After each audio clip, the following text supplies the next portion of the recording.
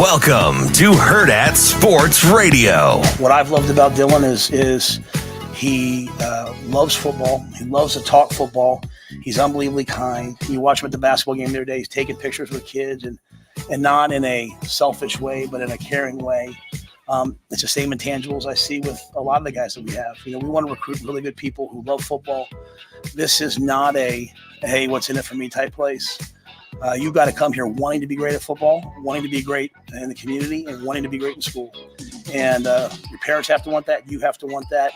I see all that from Dylan. And you know, to me, it's just the beginning of a journey. This is not the end. This is the very, very, very beginning. And that's really, you know, kind of my message to all the players is this is not a culmination. This is the start of something. So just take it day by day.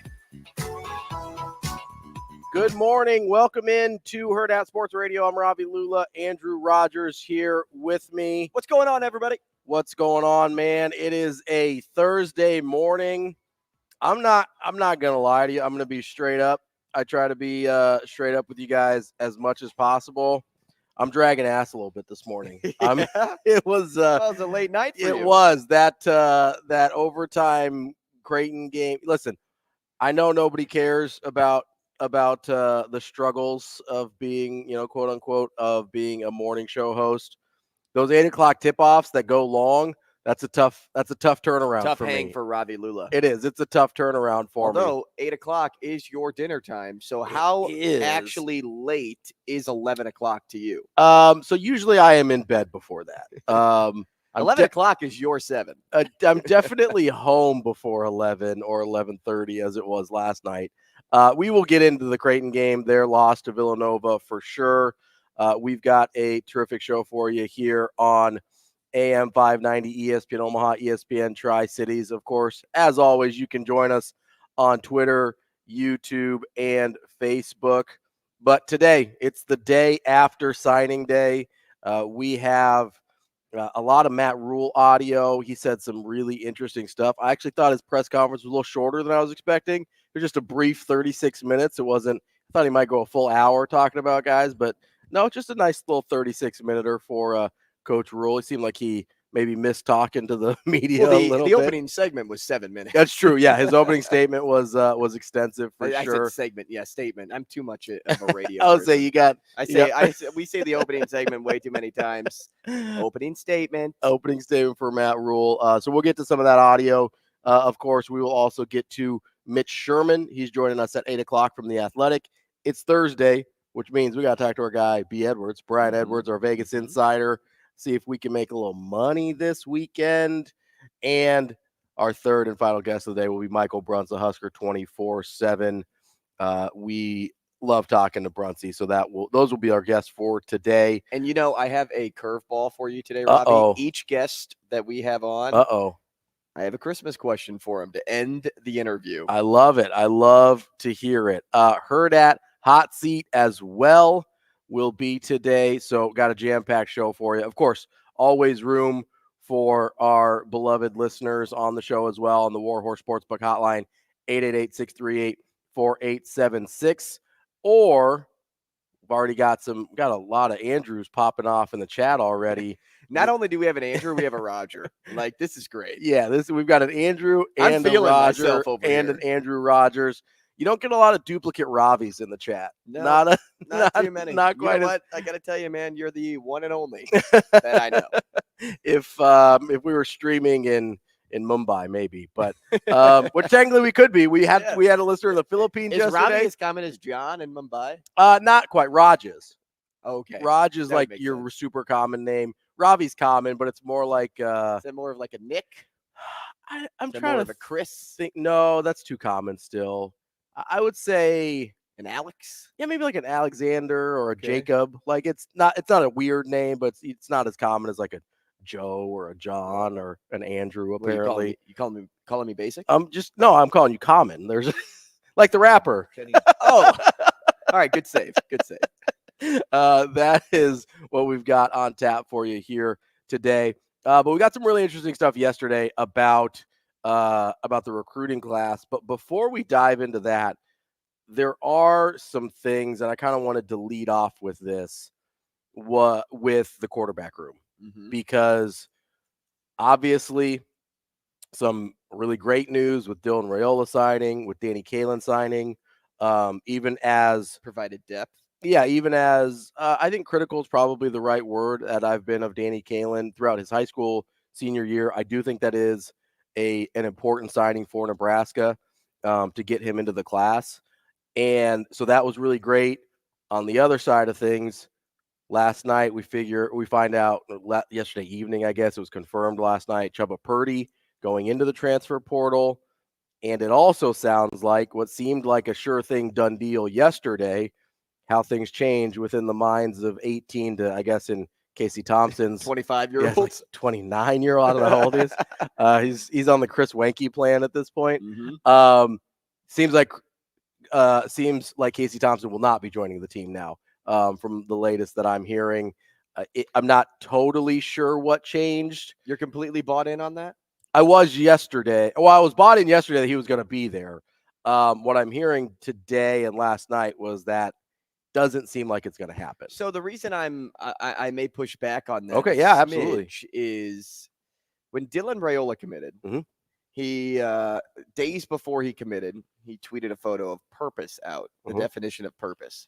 And then last night, Casey Thompson adds that same exact photo to his Instagram story. Yeah. Now, I'm not going to say that I am a mind reader and that they mean the exact same thing even. Yeah. But I thought it could be the ultimate troll if Casey Thompson tweeted that or posted that on his Instagram page and wasn't using it in the sense of Nebraska like Dylan Raiola was. Sure. And using it the other way. Like, does that make sense? Like, Casey Thompson doesn't seem like that type of guy. Like, I don't think he was trolling, really, which is kind of how that would come off. It would come off if he's like, no, I'm completely Now, out. I will say it wouldn't surprise me if he still was coming on staff as a, grad assistant or quarterback's analyst. Coach? I don't think it's the quarterback's coach. I'm pretty sure that's still going to be Glenn Thomas.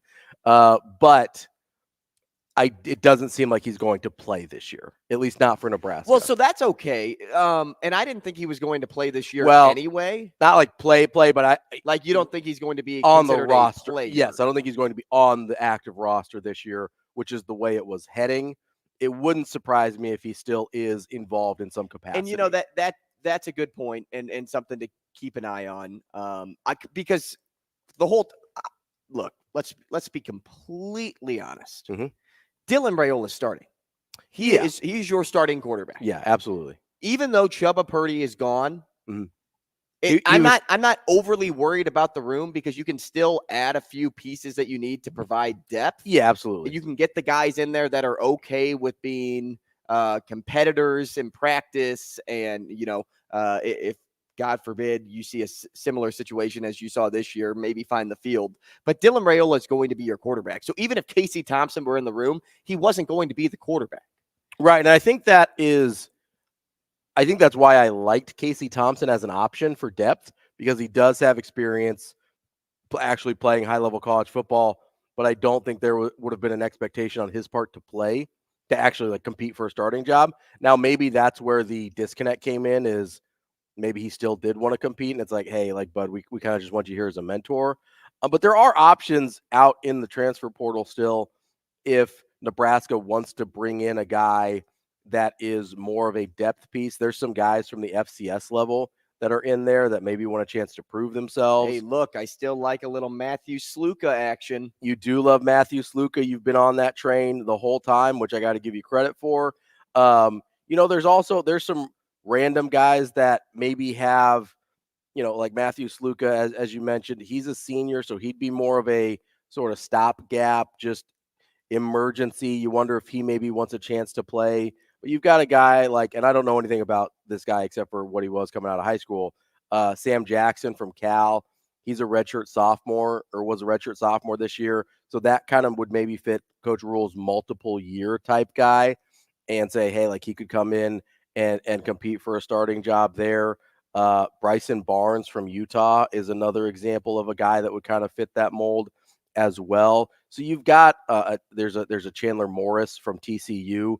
There's a bunch of guys that are probably not going to be in line for starting jobs at any Power 5 school, maybe not at very many Group of 5 schools. And especially at this rate. Yes. Because you see how quarterbacks have flown off the board, especially the top names. The high-end guys, yeah. So when you get down into the weeds of the transfer portal quarterback slate, these guys are going to have a come-to-Jesus moment at some point of, okay, maybe my dream of being the starting quarterback at a Power 5 school. Let's call it, for example, Purdue, sure. Right? My dream of playing college football at a Power 5 school like a Purdue, a smaller end, big, a major conference, but on the bottom of the chart, it's not in the cards for me. But what could be is me competing at a school like Nebraska. When you have a head coach like Coach Rhule that says it's an open competition across the map. For everybody. Across the map. That's one of the things he said yesterday because somebody asked, I think it was, I can't remember his name now, but it was somebody asked if Dylan Raiola was going to get an opportunity to compete right away. And Coach Rhule kind of looked at him and goes, everybody gets to compete right away. Like everybody gets that opportunity. Now, it's obviously more realistic for Dylan Raiola to win a job, but look at what we saw from him last year, right? Mikhail Bayer ended up starting some games, playing a ton of football. You had guys that were not scholarship guys even, and guys that were buried on the depth chart that maybe were scholarship guys, end up playing real serious roles for this Nebraska team. So when he says everybody's open to competition, I believe him because that's what we saw last year. Ravi, can you imagine if Coach Rhule stood up there and said, no, actually, DR doesn't have a chance to play this year? No. What is he supposed to say in that? Like, what? We're going to redshirt him. Asking? We're going to redshirt him. I'm not talking about that today with all due respect. Guys, Dylan Raiola is the top recruit in the nation at the quarterback position. Yeah. Like he may go one, they may have a little rock'em sock'em either robots one or battle two, depending on with the kid that went to Alabama. But Dylan Raiola is the best thing to come to Nebraska since 2005, 2008 in terms of prospect. Yeah.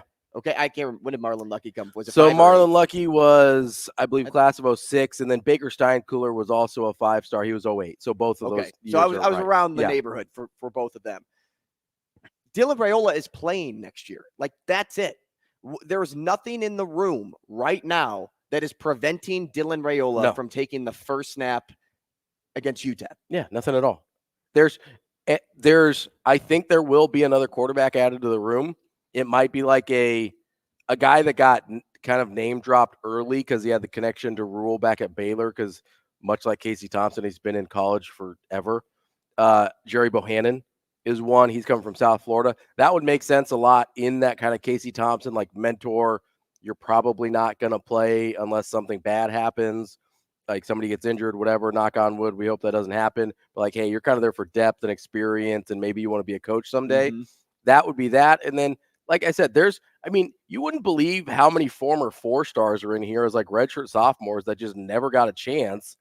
And now they have kind of nowhere to go and not a ton of interest. I'm looking at a guy from Auburn right now. I don't know anything about him. Robbie Ashford from Hoover, Alabama. From Ravi? Robbie. Oh. With double B and a Y. But he's from Hoover, Alabama. He's a redshirt sophomore, was a 4-star coming out of high school. There's a bunch of Robbie Ashfords in the transfer portal still. And those are the kind of guys that a lot of time ends up dropping down to an FCS level or dropping down to a group of 5 level. And instead of doing that, maybe hey, come provide some depth at Nebraska. And there's depth everywhere. Yeah, there's a ton of options here. So I know people are sort of freaking out about freaking out's probably too aggressive, but a little concerned about the depth in the room. No, but I think you're right by saying concerned to freaking out is more where people are leaning about this Chubba Purdy transfer portal which I ad. Don't totally get. Nor do I, because Chubba Purdy wasn't going to be the guy this year. He was just going to be a depth piece, but there are so many other bodies out there, and this staff is so good about finding the next guy and also the right guy. So there shouldn't be any concern at this point. You know how far away we are from football season? Also, people are begging right now to get into August so we can see Dylan Raiola play. Well, and here's the other thing, right, is you've got – I know people don't love this, but Heinrich Harburg did start a bunch of games this year. And even if he's not in the room fully, he still is an option on this team. Yeah, a depth as an emergency quarterback. You've got, by the way – another Elite 11 quarterback in your recruiting class to provide depth there too. like, I don't know that people appreciate how big of an ask it is to go out and get, because I know people are like, oh, well, they should have got Kyle McCord too, or they should have gotten whatever, XYZ, whoever it was. Maybe not as high profile a guy as McCord once Raiola got into the fold. But I've heard a ton of people ask, well, why don't you go get somebody that's, maybe can compete and start, compete for depth or compete for the job and add depth and whatever. You've got 2 true freshmen, Elite 11 quarterbacks in that room. How many older guys, which is why I understand why Chuba left, how many older guys are signing up for I'm probably never going to play here? Mm-hmm. That's what you're looking at. If you're from the outside looking in, I know we all have different feelings about Danny Kaelin and what his timeline is in terms of being ready to play college football. I think it's probably a couple years of development to be ready, but you look at it from the outside, you're like, oh, they just signed 2 Elite 11 guys that are true freshmen. I'm probably not playing here ever. That one of those guys is probably not playing here either. Like, one of those guys probably ends up transferring. Why would I add my name to the mix when this is my one transfer, right? Mm-hmm. It doesn't make a ton of sense if you're an outside guy that wants a chance to compete and still think you have a chance at the NFL or a high level or whatever at that. That's why we're talking about a guy like a Matthew Sluka, who probably doesn't have NFL upside, but maybe wants to be part of a Power 5 program. Unless you bring in Cam Ward, unless you bring in DJU. Yeah. Dylan Raiola is your guy next year. Yeah. End of story. And that's okay. And it's better than okay. And then you have conversations with some of these guys in the portal, whether they come from the FCS level or they were at the FBS level and just want a change of scenery. Yeah, and their backup roles or whatever, yeah. You have the conversation with, hey, every day in practice, you compete. Yeah. Because you don't know if we're going to go to you, say, Dylan Raiola is struggling. Like, if Dylan Raiola is the starting quarterback next season and he starts to struggle, it could be you. Or, Dylan Raiola banged up a little bit. It could be you. Like, you always have to be ready. There will be people that you can fill up in this room that are cool with that role. Absolutely. Because they saw what happened in Nebraska this year. They know how much or how the Big Ten Conference operates. It's a bruising industry. It's a bruising conference to play in. When you're the starting quarterback in the Big Ten, you take shots. Well, it's not like Nebraska's an outlier, right? I mean, look at what happened to Florida State's season, right? Florida State had a better quarterback situation than Nebraska, obviously, with Jordan Travis. Then he gets injured. You've got Tate Rodemaker, who played respectably. He gets banged up. He has a concussion. And now you're on a third stringer for the ACC championship game. Now you have a true freshman third stringer in the ACC championship game that he won, by the way. Like, he came in a really tough spot and was able to win. This is not unique to Nebraska across college football. You generally need multiple quarterbacks to make it through the season, which is, I get why people are nervous about what the quarterback room looks like, but it's also why I think there's going to be opportunities for guys to come in. Now, it might not be until spring. Mm-hmm. I would maybe not expect anything until spring, when guys figure out where they're on depth charts and things like that at other places, right? Because you're going to have more opportunities. But I don't think it's crazy to think that they're going to get somebody on the transfer portal. I would bet it's a multi-year guy, probably. I would, unless it's like a Jerry Bohannon or somebody like that, where it's like, hey, they're on the really older end and they're just kind of trying to transition into coaching, like we thought the situation with Casey Thompson might be. But this isn't a situation where nobody's going to want to come and play here, because we heard Matt Rhule talk about it yesterday, right? People don't want to leave here. That makes people want to come play here, right? He talked a bunch yesterday about how the players are his best recruiters. Mm-hmm. Because Coach Osborne is his best recruiter. But like the players specifically, and we can get, because he shouted out a ton of people yesterday, right? He shouted out at least 10. He probably made one portion of this team, either an offense or defense, with how many players he shouted probably out. Did. He probably named a top 11, a 2 deep maybe even. But he was talking about how the players, because nobody knows what it's actually like in a program better than the players. And if you're running a program the right way, then those players become your best recruiters, because all of a sudden you have not just, and Coach Rhule's talked about, they talked about this on the Pat McAfee show. He goes, you can't really do a sales job on these guys anymore, right? Because they can leave, because they do have this opportunity to transfer one time without penalty, because you do have social media and cameras and stuff all over the place where they can see what it's really like. And then you've got these other guys that they're on their visits with, that are hosting them on their visits or whatever, and they tell you what it's actually like there. Like, I know for a fact that Dylan was texting guys before he actually got on campus, when he was kind of re-engaging with Nebraska. He was texting with current recruits and he was texting with current players to see what it's really like, because he's like, yeah, I like Coach Rhule. I like what he's talking about. My heart feels like it's in Nebraska, but what's it actually like there? And obviously the return that he got was like, yeah, this is a place you want to be. And you see it with guys like Ty Robinson that are coming back for 6 years and stuff like that, where this is a place people don't want to leave, which means it's also a place that people are going to want to come. You can be a salesman. You just can't be a sleazy used car salesman. Yeah. Like, Coach Rhule's a salesman, sure, in a lot of ways. All coaches are by nature. Think about like that phone call he had with Dylan Raiola. He said he sat down and he was just completely honest and transparent and said, make sure this is right for you. Mm-hmm. Make sure this decision is really what you want. We are thrilled to have you. That you're interested, as a part of this program, but make sure it's best for you. That's how he approached that phone call. Now, on another end of that stick, I'm like, well, did you actually like really do that? Or did you like mute the phone when he said like, hey, I want to come to Nebraska, and you like jumped up and down in your office? I was gonna say, maybe screamed out, if we die, we die, like something like that.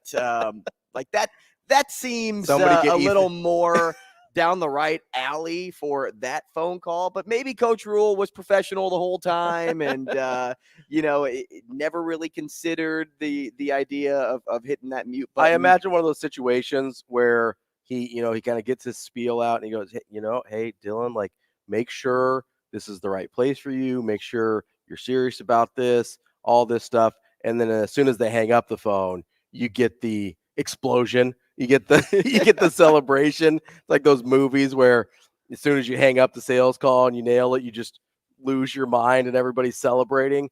I could imagine something like that happening with the Coach Rhule situation. But no, I mean, that's the best thing you can say about Coach Rhule. And we heard it yesterday from Caleb Benning. We heard it yesterday from Carter Nelson. We heard it yesterday with Coach Rhule, the way he was describing how he talked to players, and it backs up. One of the things that Caleb said to us yesterday is his actions back up his words, right? Mm-hmm. We saw his actions the way all the recruits and players talked about him. We heard his words during the press conference of, hey, I want to make sure this is the right place for you, right? How many guys in the country, when a 5-star calls them out of the blue and says, hey, by the way, your first 5-star in like 15, 20 years, my heart's at Nebraska. How many coaches are like, hey, pump the brakes for a second here. Are you sure this is the right place for you? Like, how many coaches in the world have the presence and the stones to say that? It's kind of like, when you got in trouble as a kid. If your mom yelled at you, you didn't really feel that bad because you're like, yeah, I probably deserve that. But when she said, I'm disappointed in you, that hit harder. It's kind of like this with a coach. When he's there for you, it hits you harder. Coming up next, we will get more into Coach Rhule's comments on signing day here on Hurrdat Sports Radio. We will be back.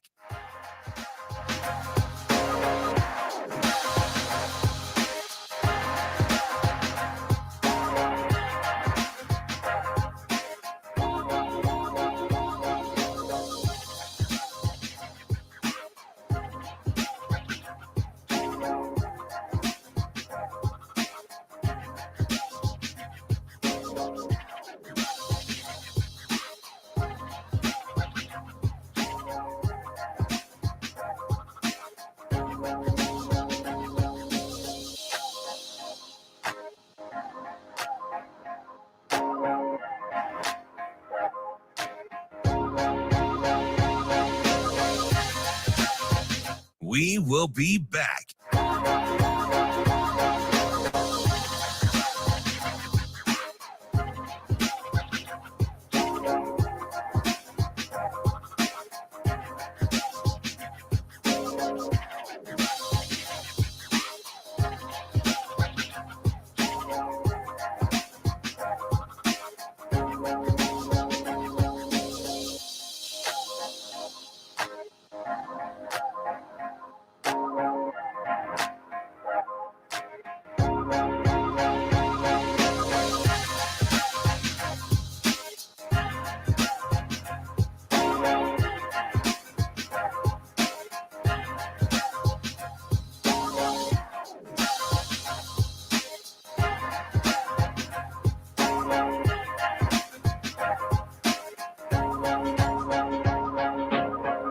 We will be back.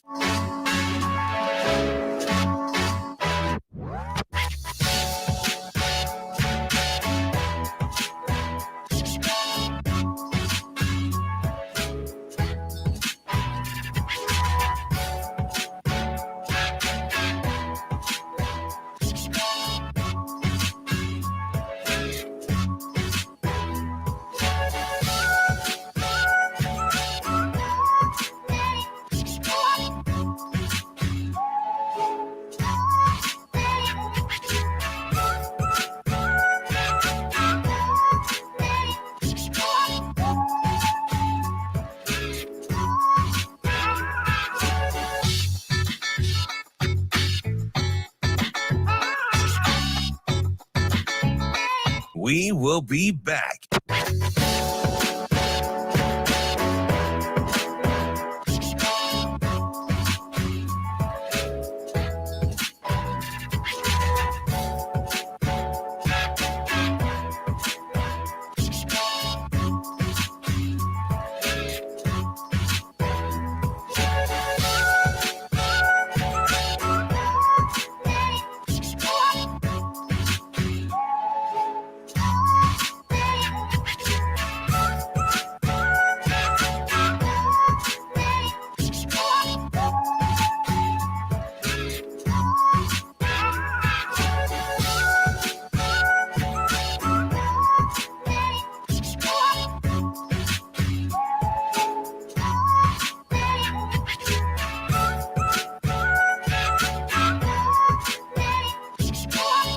We will be back.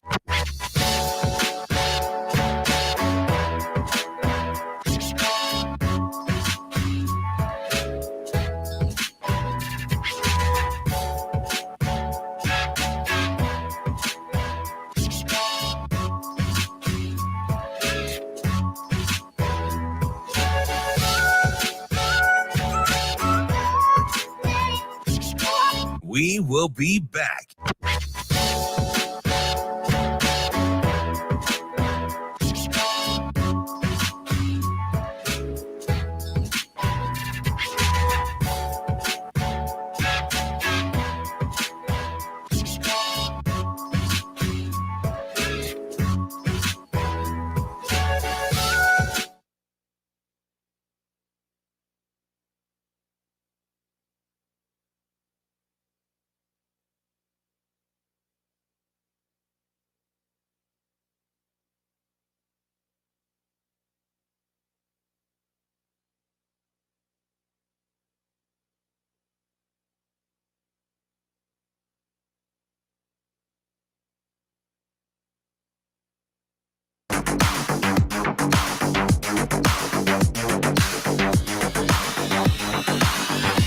You're listening to Hurrdat Sports Radio.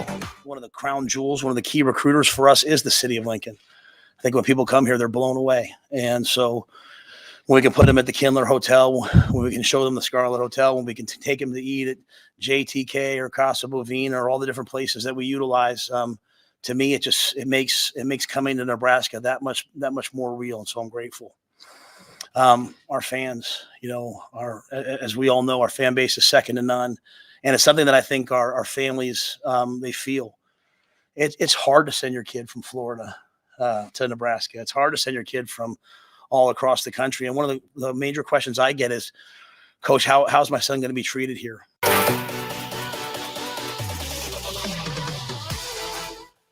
Welcome back to Hurrdat Sports Radio here on AM 590, ESPN Omaha, ESPN Tri-Cities. We are live on Twitter, YouTube, Facebook, all the places. I'm Ravi Lulla. Andrew Rogers here with me as well. Hey, man. We are talking signing day. We are talking about Coach Rhule and his process. We heard him there. He gave a lot of credit to a lot of different people. And, I appreciate that. I appreciate that he recognizes how extensive of an effort it is to get recruits on campus just even before they ever sign, right? To see the state, to see the city. And it's having coached at a small school, where either the head coaches kind of have to do everything, or it's like the head coach and maybe one other person doing everything in terms of like travel itineraries and stuff like that. Like that's stuff that doesn't have to cross Coach Rhule's desk. And it's a lot. So those people deserve a ton of credit, because it is like organizing and getting all that together is a pretty huge deal. On the YouTube chat, Travis was asking about, there were a couple guys that, I'm just being annoying in the YouTube chat. that's fine. There were a couple guys that they were kind of making late pushes on 5-star guys, like Ryan Wingo ends up signing at Texas. There's a 5-star Brendan Baker, who did he end up signing yesterday? I'm not sure that he did. I can do some digging here. Yeah, do a little digging there for me. But I do agree that Texas. He ended up going to Texas as well. 5-star signs with Texas 22 hours ago. So I do agree that there needs to be some additions in the wide receiver room for depth and for experience there. I really like the young guys. I like Malachi Coleman and Jalen Lloyd and Jaden Doss. I think they're planning on having Isaiah Garcia Castanedas back as well. We'll see how he is coming off of an injury. That'll be an interesting development for sure. But Travis also brought up the offensive line room, and I actually feel okay there. If you look at first of all, Nebraska brought in a bunch of guys on the offensive line. Some of their highest rated recruits, whether it's Grant Bricks, whether it's Preston Talmua.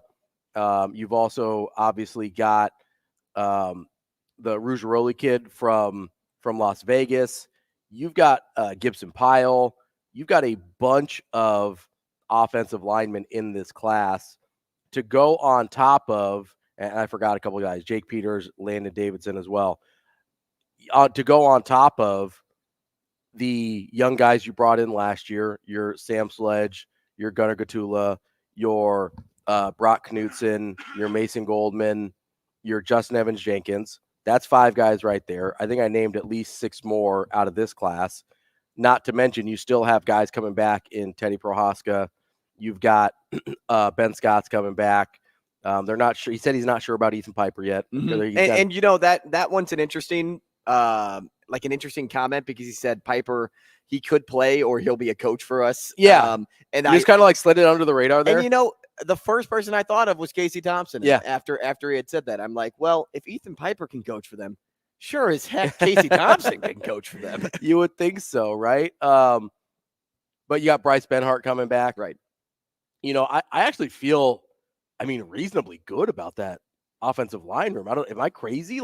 No, you're not. And so just to follow up on what who Travis was referring to, he was talking about Jordan Seaton, the number 1 tackle was all in on Colorado. And now he's torn.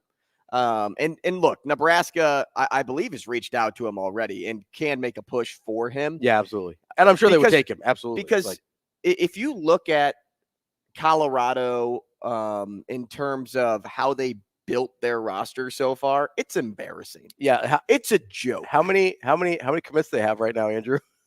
Colorado has 6 commits to their name. Most teams on average have somewhere between, we'll just say 17 or 18. Like you'll find the randoms, like UCLA has 11 commits. Some teams have 15, but a lot of teams have the high 20s. So if I'm trying to find like a good meeting ground, it would probably be a high teen number. Yeah. Colorado is below Eastern Michigan, Texas State, and Northern Illinois. Yep. They are merged between Eastern Michigan and South Alabama at 99 in the 24/7 recruiting rankings. Dude, you know how that's pretty bad. You know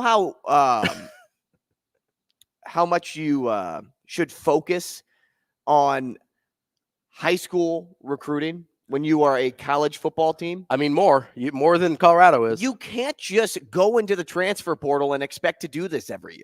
You can't. You tried that in year one, and what did it get you? You got 4 wins in year one. And then you got a team that was just kind of like, I don't really want to be here. Also, you're not going to have your son at quarterback and a 5-star. And Travis Hunter on the outside playing both ends of the field. Yeah, deciding to transfer in every year. Like, those guys aren't going to be available every year. You only had that because these were the guys you were connected with. Yeah, because at your previous stop. Well, not just at his previous stop. He's known Travis Hunter since he was a kid. He's known Shadir Sanders his whole life.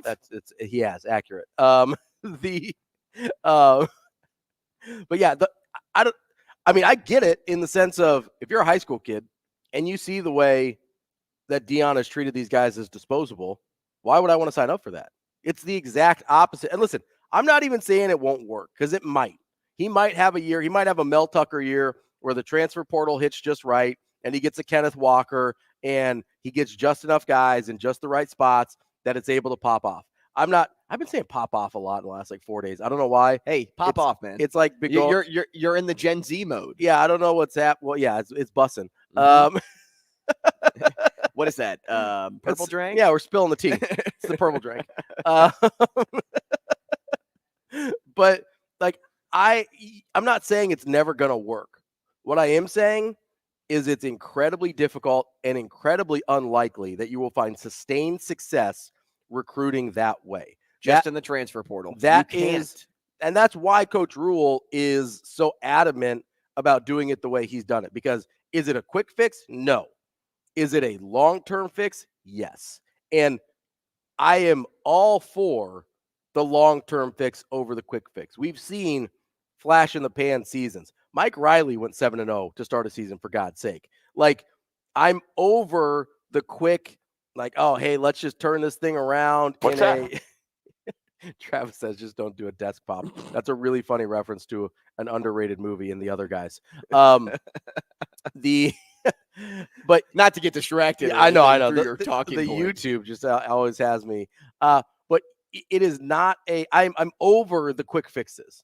I'm over because it's honestly, I think that's what went wrong with Coach Frost. I mean, a lot of things went wrong with Coach Frost, but early on, rather than digging in and doing the hard work, he tried to he sacrificed some culture for guys that he thought were better players.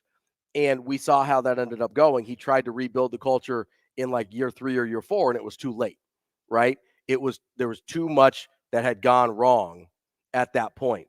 Coach Rhule has done it in a way that you see already how people want to be here. And look, you can quick fix positionally. Yes. You just don't quick fix a team. The whole team. And that's what you're referring to. Especially with a team like Colorado, who needed a whole overhaul. They won 1 game before Deion got there. And you need to find longevity. Yeah. And if you are going to go the direction that Colorado is headed, they aren't going to be a successful program more than long-term. Maybe the once in a blue moon sort of reference. In order to be built for the long haul, you have to have some sort of development taking place in your program. Absolutely. But here's the thing. It's not the NFL. You don't just go into free agency and sign a guy and expect him to be awesome, because the guys in free agency that you are signing that are awesome require a lot of money. And that's why they cap in the NFL how many of those guys you can get. In the transfer portal, not all guys in the portal, my man, are studs. No, they are not. And more times than not, they either stay in the portal and go nowhere, they return to their university, or they go down a level. Coming up next, we'll wrap up hour number 1 here on Hurrdat Sports Radio. We will be back.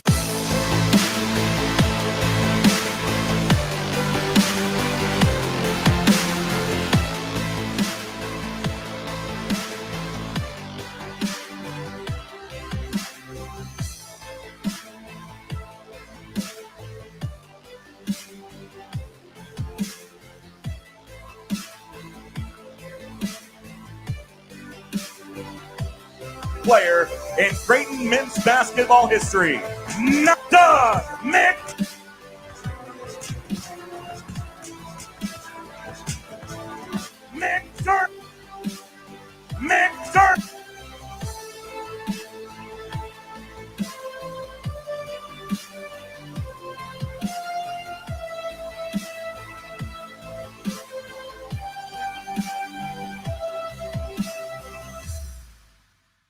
We will be back.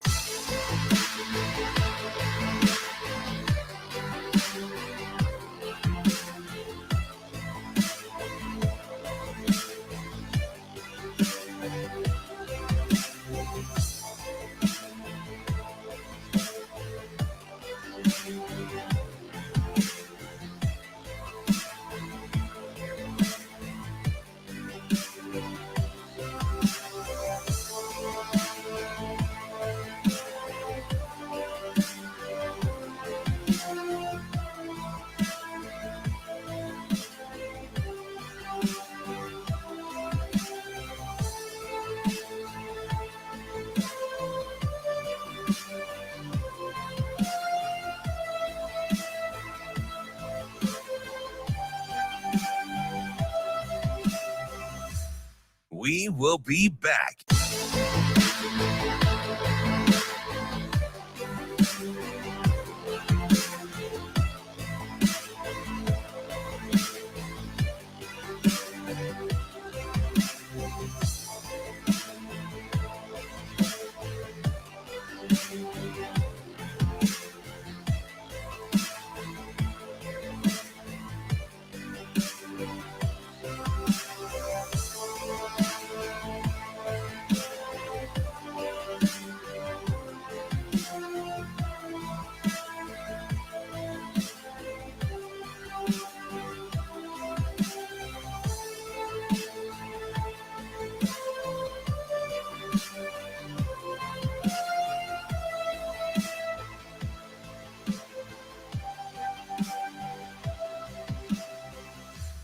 We will be back.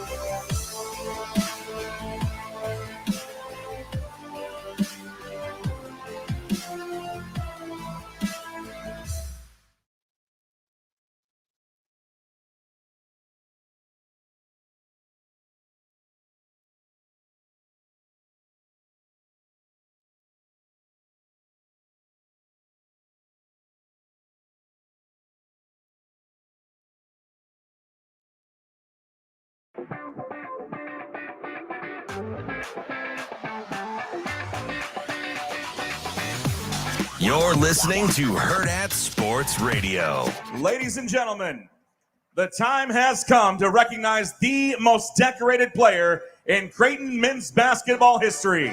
Number 3, Doug McDermott.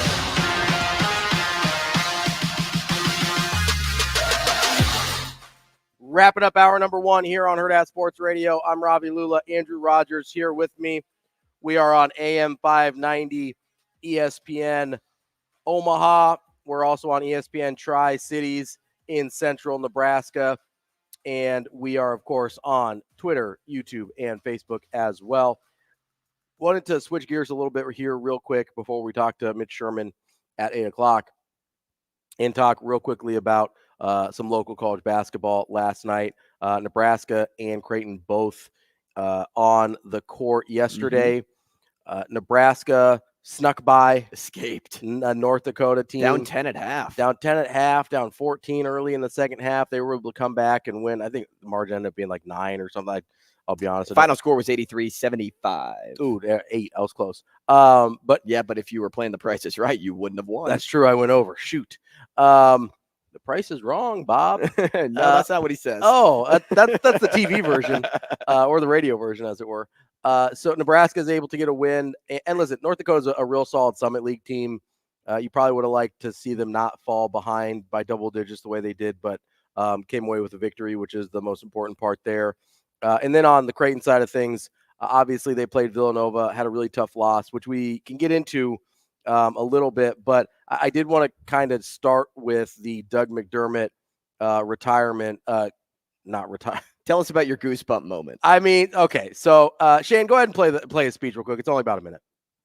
first thing I'd like to say is, Doug, you were right. I shouldn't have redshirted you your freshman year. So it's time to come clean with that. But I just want to thank Doug, you on behalf of our program and of your family, and also thank that group over there that was so instrumental to the success we had at that time.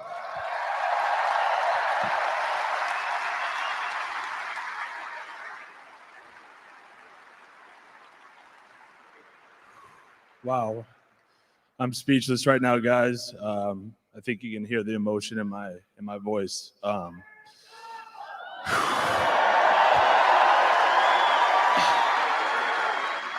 First off, thanks for drawing up all those plays for me, big guy. And thanks for letting me shoot all the shots, guys. I appreciate it. But really, man, I don't want to be long. I know we got a big game against Villanova tonight. I really just want to thank my teammates, my family, every single person in this crowd for making this the best 4 years of my life. And this will always be home to me. Thank you. You can take all the shots when you make all the shots. That's true. Yeah. When you're shooting the percentages that Doug did, it makes it a lot easier to go ahead and let those shots go up. Yeah. So I guess my goosebumps moment, there was a couple for me kind of during that ceremony. They showed a video montage of some of his biggest shots and moments. And so that was, the shot against Providence where he hits his 3,000th career point was obviously one. There's a game winner that he hit against St. John's his senior year. That was a big one as well. And then honestly, just hearing him kind of get choked up a little bit, the way he did there in that clip was a little bit of one for me too, as well, because I think, and I know I get this a lot, is I think people kind of view Doug as this like basketball robot where he doesn't really emote and he doesn't really it seems like he's basically just basketball all the time. He doesn't show a lot of emotion. He's very kind of like stoic and sort of like stone-faced. And to see him actually get emotional about coming back to Omaha and being back at the CHI Health Center was actually pretty cool. Just to see him, to see the moment kind of hit him a little bit because he was so, when he wasn't on the court actually playing, he was pretty reserved. So that was super cool. And then it was also really cool just to see all of his teammates there with him. My personal fave, Ethan Rogge, was there. Jahens Manigat was there from that team. I think Gibbs is coaching, so I don't think he could make it. But it was just really cool to see all of his teammates there to kind of support him and be out there for him. Obviously, it would have been nice to get a win. And so that Creighton wasn't able to do that there. But it was honestly just a super cool moment to see, kind of just relive that period in Creighton history where, I talked about earlier this week, like the 73 win Warriors is as much fun as I've ever had watching basketball in my life, even though it didn't end the way I wanted it to. It was kind of the same thing with Doug McDermott's senior year. That team, watching them over the course of the season is about as much fun as I've ever had watching basketball and being a sports fan, even though it didn't end the way I wanted it to. Just getting to see them perform on a night in, night out basis. The Rogge game against Villanova is still one of my favorite things that's ever happened as a sports fan. But going in, night out, and just knowing like, yeah, Doug's probably going to get 30, and it's not going to be that big of a deal. Like, he's the only guy in college basketball I've ever seen get a quiet 30, like on a regular basis, right? Because like 30 in college basketball is a huge number, right? And just to see him go in on a night in, night out basis, and they were kind of going over some of his games, and they're like, yeah, he had 39 in this one. Oh, he had 39 in this one too. Oh, he had 38 in this one. It was just, kept going down the list. You're like, man, there were a lot of those. And they're like, oh yeah, by the way, he scored 45 in his senior game, whatever. Well, when you shoot 30 on the low end of your points, that's why it's quiet. Yeah, it was. And the crazy thing about Doug is, he kind of made the jokes about Coach Mack and about drawing up the plays and about all the guys letting him take the shots. Literally the only time in his career I remember him feeling like, oh, he's shot hunting was senior night, where he's like, yeah, I want to break the 3,000 at home. He needed like 34 or 38 points to get there. So the beginning of the game, you're like, oh, he's kind of looking for a shot a little bit. The rest of the time, it was crazy. It never felt like he was like shot hunting, which for a guy that scores that much is super unusual. Yeah, it's kind of like when you watch Caitlin Clark play, and I know they're two different like scales of player in terms of like Caitlin playing college basketball. It's like the best player in women's college basketball. When Doug McDermott was playing, he's not the best player, but he's one of the best. But when you watch like how they play on the teams that they play on, you never look at Caitlin Clark and think she's shot hunting. Yeah, no, like not really. She creates for herself. She does a really nice job with the ball in her hands to either get to the rack or pull up when she knows she's feeling comfortable to shoot. That's kind of like Doug McDermott in his role when he played. Like it was, he has a lot of great pieces around him, but when Doug has the basketball, it's just like, okay, like wherever he decides to pull up from, whether it's the 3-point line, whether it's getting to the rack, whether it's a mid-range jumper, like I'm cool with the look because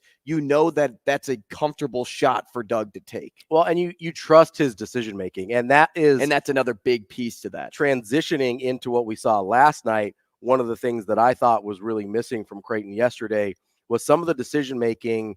And by the officials or by Creighton? Well, both. Because with 6 seconds to go, there seemed to be some weird decision-making taking place at the scorer's table. There was a lot of weird stuff going on all around. And I am by no means going to blame this loss on the officials. Creighton didn't play well enough to win.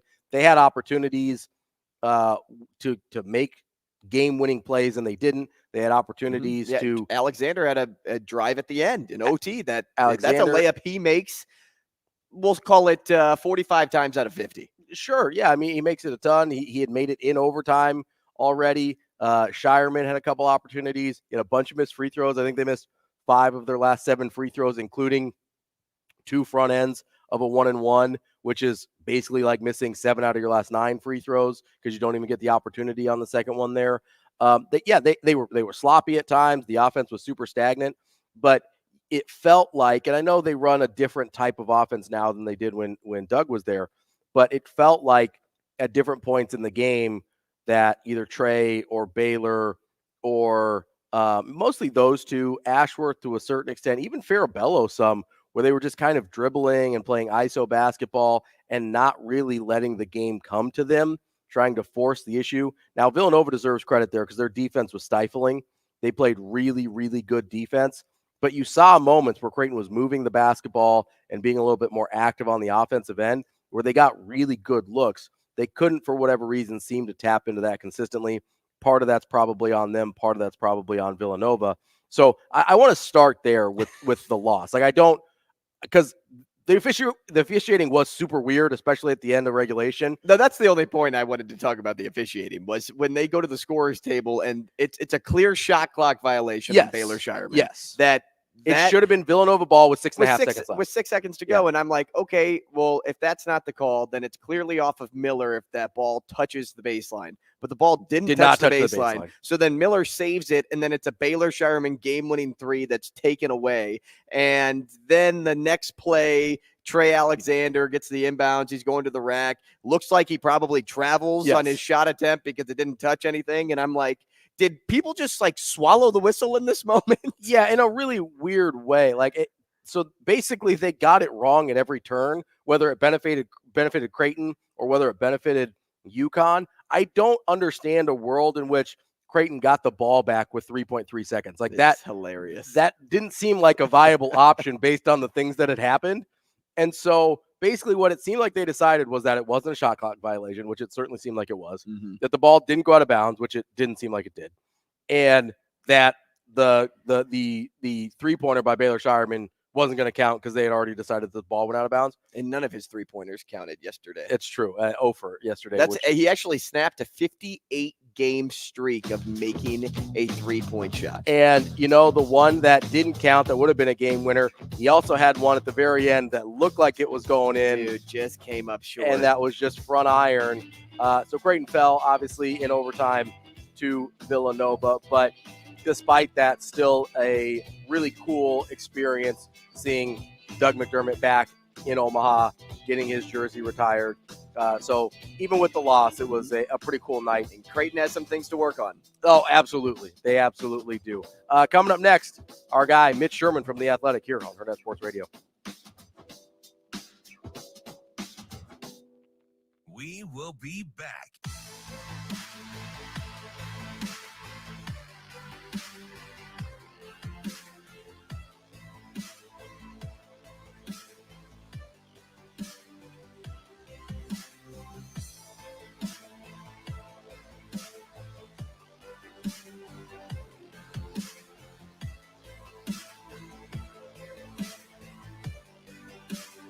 I'm never going to apologize for bringing in good players. I'm never going to apologize.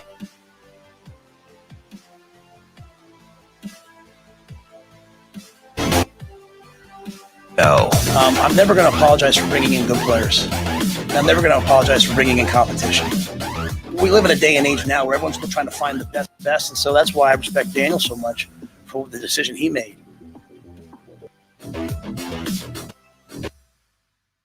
We will be back.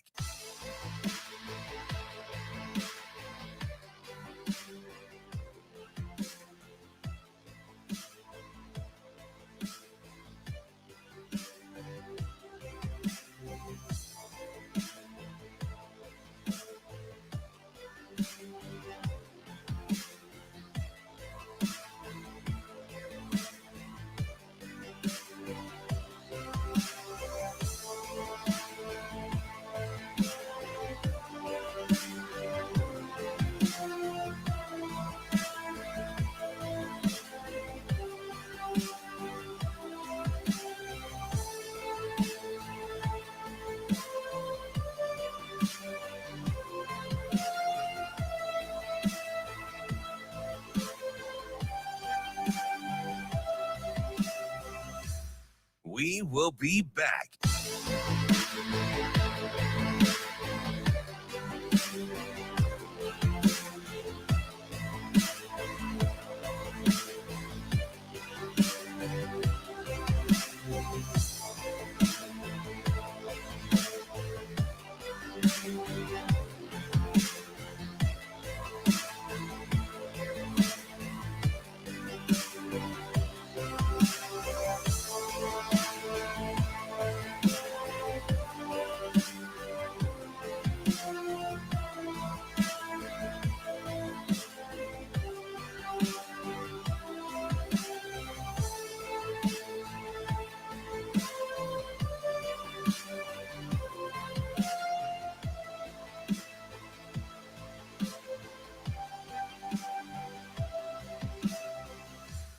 We will be back.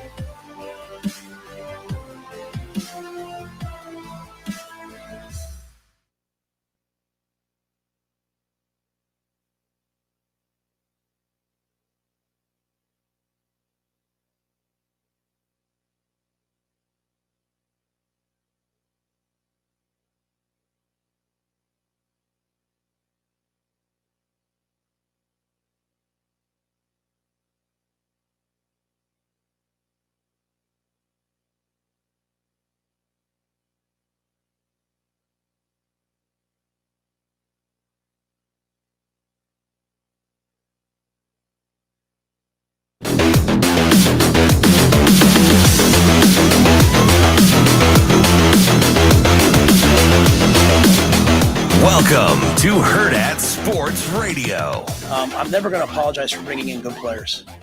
I'm never going to apologize for bringing in competition. We live in a day and age now where everyone's still trying to find the best situation. I think you should try to find the place where you can get developed the best, because no one knows how things are going to work out. So as long as I'm not taking away your scholarship, I'm not going to apologize to you if I'm bringing in someone else. And I want players who want that. Like, I want to be the best, so I have to probably play with the best and compete against the best. And so that's why I respect Daniel so much for the decision he made.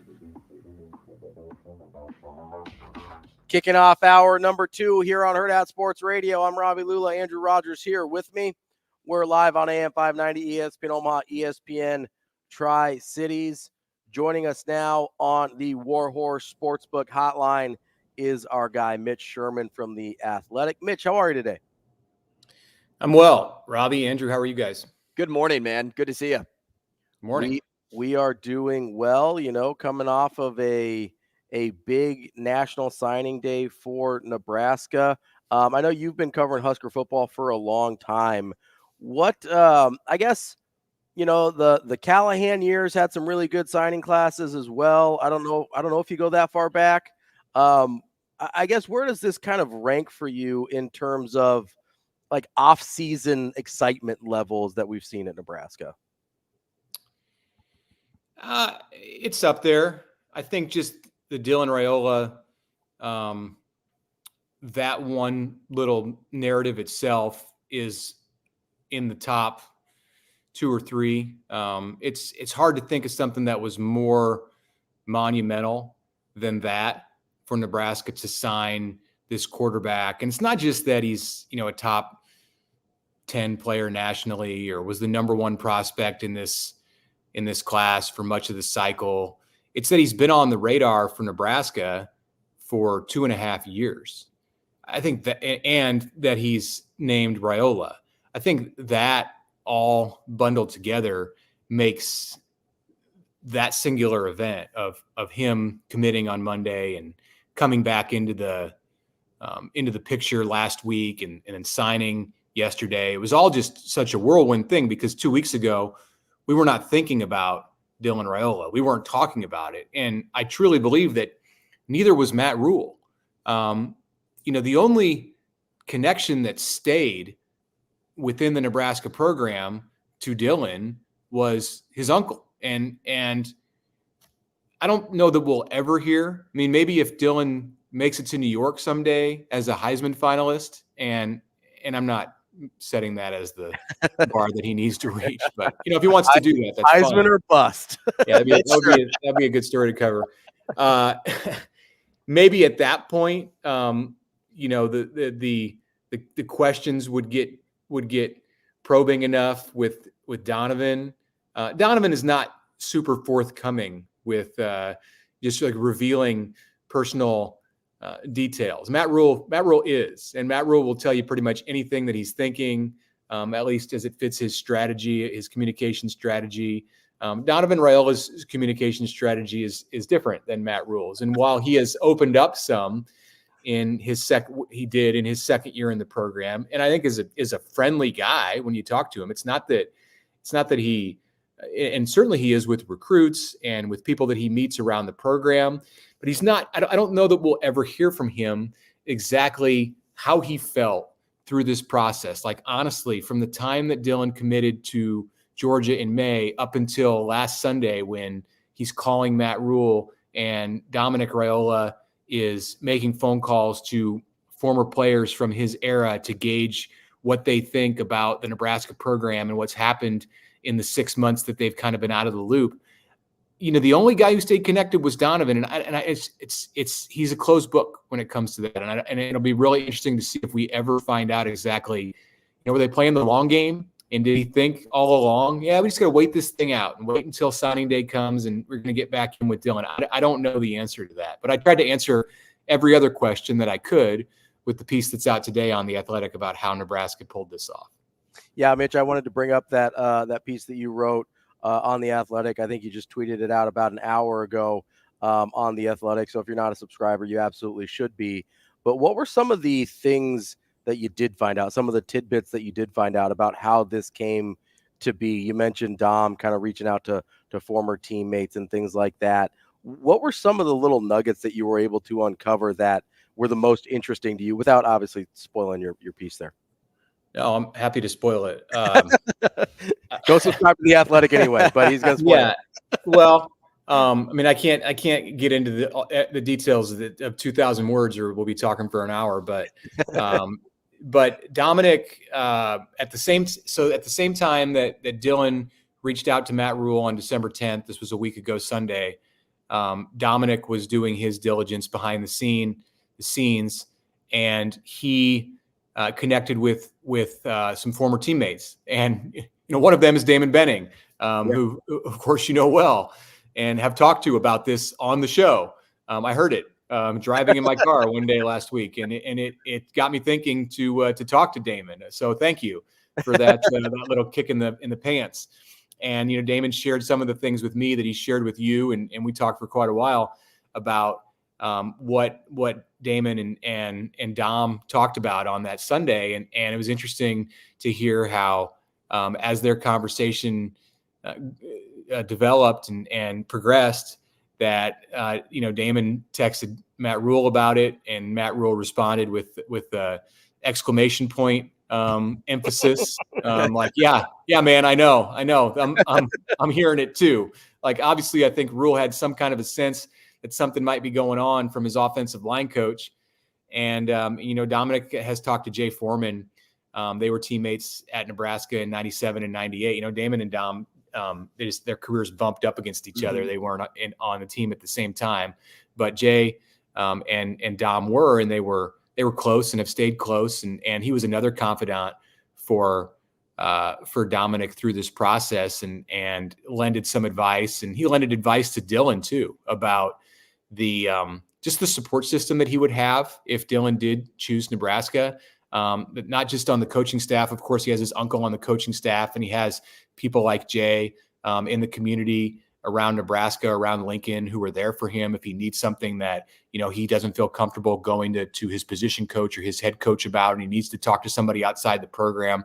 There's options for Dylan to go to numerous people in the community here, and just how valuable that is. And he also emphasized to Dylan, Jay did, that, there's an opportunity for Dylan here at Nebraska that Jay didn't have at Nebraska, that Dominic didn't have at Nebraska, that Donovan didn't have when he played in college at Wisconsin, that Jay's father, Chuck Foreman, didn't have when he played in college and he was an NFL player like Dominic. And that is to be someone who comes in and changes a program. When those guys that I mentioned who played at Nebraska walked in the 90s, Nebraska was already at a certain level, and they helped elevate the program, but it wasn't necessarily a program altering, program changing type of player. Tommy Frazier, he did that for Nebraska, but, Dominic showed up 5 years later. They'd already won national championships. So it's hard to say how much that all swayed Dylan. I think in the end, there were a lot of factors, and the biggest one was that, like he said, this is family. This is in his blood. I got a tremendous sense of that when I was in Phoenix in February and talked to all of them about just what motivates them, why they do what they do, why Dylan has worked so hard at football over the years and studied it and poured himself into the game. And so much of it came back to family. I left those conversations, 9 or 10 months ago, thinking that he was going to end up at Nebraska. It took a route that not everyone foresaw, but the fact that he's here now, looking back at that, it doesn't surprise me. Mitch, as you kind of take a look at the quarterback room as a whole now, with the addition of Dylan Raiola and Danny Kalen, you see Chubba Purdy enters the transfer portal last night. Obviously, Jeff Sims has already entered the transfer portal as well for Nebraska. So as you kind of take a deep dive into what they have right now, how are you assessing it? And then also, what do you think Nebraska is looking at right now in terms of adding maybe some veteran help, somebody with some games under their belt? Casey Thompson's name was tossed around a little bit last week and this week, but if it's not him and it's somebody in the portal, who do you think they're kind of eyeing up? Yeah, well, Purdy leaving or getting ready to leave. He's not officially in the portal, but it's going to happen. His parents say it's happening. So that's about as good of a source as you can get on that one. Right. I feel like I tell my parents most things, and the things I tell them. If they're in the dark, then there's other problems. But that changes it. That changes the dynamic of the room for sure. You have two true freshmen and Heinrich Harburg, and you've got Luke Longball, who's a walk-on out of Iowa Western, and you've got Jack Wosch, who's a walk-on transfer from Ole Miss. It's a thin group, especially when you consider that two of those players have no experience at the college level. Now, Dylan comes in with a set of tools and skills and talent that are rare, but there is not a lot that you can trade for experience. Experience is the only way you can get it is by going out there and playing. And even if he's the starter on day one, it would benefit him a lot to have some people around him who have that experience. We heard yesterday that this Casey Thompson thing is at that point wasn't going anywhere. And the expectation was that that he's not going to transfer back to Nebraska. I don't entirely close the door because I'll probably get a call when I'm done talking to you now. It's close the door. It's not happening. Quit talking I about didn't close it either. But I mean, hey, we heard that yesterday, and then Chuba goes in and decides to leave. When Matt Rhule talked at 11:30 yesterday, he didn't sound like a guy who was expecting Chuba Purdy to leave. His name came up in the press conference, and I think that they expected or hoped, still hoped that they would have Chuba out there as a competitor in spring practice. So, but part of this has changed in the last 24 hours or 20 hours. So, okay, does that open the door for somebody like Casey? And if it's not Casey, then could you find somebody in the portal either now? Players can come out of the portal anytime. And there's this deadline in the first week of January to enter the portal. Mm-hmm. So whoever's in by January 4th or 5th, those are the only players you can get out until the spring. But then another period after spring practice in May exists for players to go in. I think they'll look. I think that it takes a unique player, mm-hmm. Because you're coming in alongside the 5-star recruit who is obviously seen as the future. And I don't know that there are a lot of veteran quarterbacks out there who are looking for a spot to come in and mentor freshmen. But maybe there's somebody with a connection to this coaching staff who understands, how they build and wants to get into coaching himself, who can fit that role. But it'll be a storyline to watch from now all the way up until May. Mitch, how about outside of the quarterback position? I kind of want to marry what we opened up this whole segment with early signing day and the talk about the quarterback spot. In terms of areas of need, where do you think Nebraska has gotten better for next season, 1, and 2 for the future? Maybe it's the same for both. Well, I think for the long-term future, they got better on the offensive line with this class. And, we don't know the exact breakdown of everything as it relates to, who's coming on scholarship and who's going to be on NIL assistance. And I guess it doesn't really matter because they signed 6 guys yesterday on the offensive line who are all scholarship worthy. And that's a big group of offensive linemen. I've seen it at 5 before, but 6 is a big group. And they need help at tackle. Right now, you've got Bryce Benhart and Teddy Prohaska in the program, and it looks good for your starting right and left tackle next season. But we've seen those guys, well, not Benhart, but we've certainly seen Teddy Prohaska suffer some injury issues. Mm-hmm. And you want to have some depth there. And depth is not necessarily going to come from your freshmen in the recruiting class. They do have Gunnar Gatula, who redshirted last year, who can play tackle. They might also look at him at guard if he's one of their top 5 guys on the line going into next season. It depends on how some things play out with players deciding to come back from injury or calling it a career. I'm looking at Ethan Piper. Turner Corcoran's also coming off of a big injury, and he's had multiple issues with his health too through his career. So we'll see how that progresses. But they got better on the offensive line for the long-term future. In the immediate present of what's happening right now, obviously quarterback is the biggest thing where they made a change with these 2 true freshmen and just overhauled the look of the group. I'd look at tight end and stay right there and bringing in some really dynamic guys. It's a different group of players too. You have 4 players, who are all some type of tight end. I've seen, Keelan Smith even listed as a wide receiver, but he's kind of a positionless player that Matt Rhule talked about when he described Carter Nelson. Both of those guys, there ought to be ways in this offense, especially with the some of the issues with depth and experience that Nebraska has at wide receiver, for them to come in and I think in Nelson's case, definitely help Nebraska right away. We'll see. Keelan Smith had a great senior season in Kansas City, and he played at a much higher level of football than what Carter Nelson did in 8-man in Nebraska. I'm interested to see with those two, and neither of them Well, I know Nelson is not. Not sure on Smith, but I don't believe either of them are mid-year players. When they do get here, that there's going to be an opportunity for them to see how they fit into this program. And then Eric Ingerson and Ian Flint are more of your traditional tight ends. So with what Nebraska has coming back at that spot, and Thomas Fedoni now having a full year under his belt, and Nate Borkricher coming back, and some younger players like Ismail Smith-Flores, I do think they got a lot better in at that position too. We're talking with Mitch Sherman from The Athletic.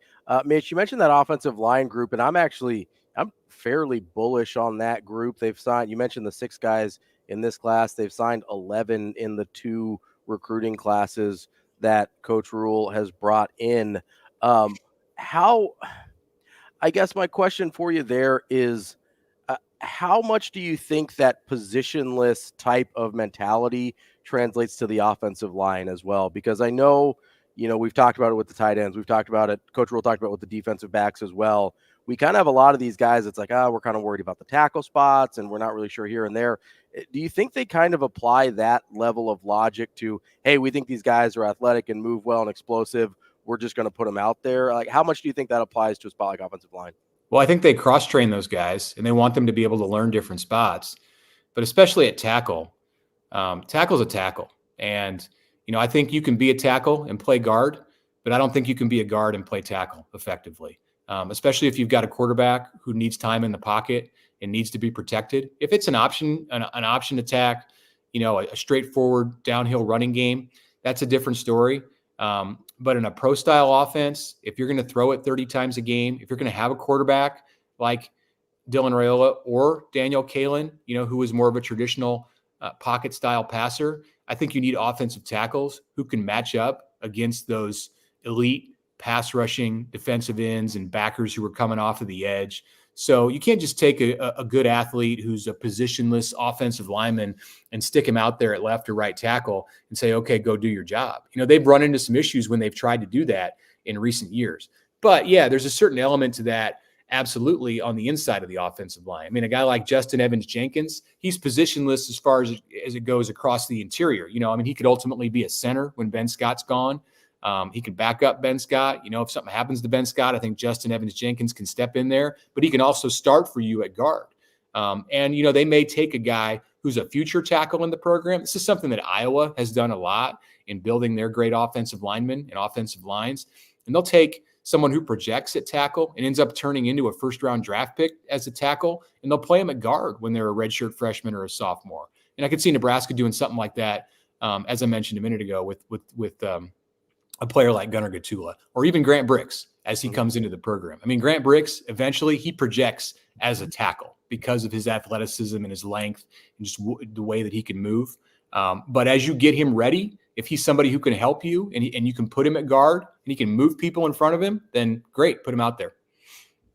Mitch, we heard you say already about the former players and how they've been kind of brought up in that conversation with Coach Rhule yesterday in terms of, kind of like big recruiters for the university. They're the best ones to be able to hear from because they experienced what it was like to play football at Nebraska. Then you heard Coach Rhule also mention Coach Osborne's name and saying that he's one of the best recruiters. Put him in a room with somebody and it's hard to tell Coach Osborne no.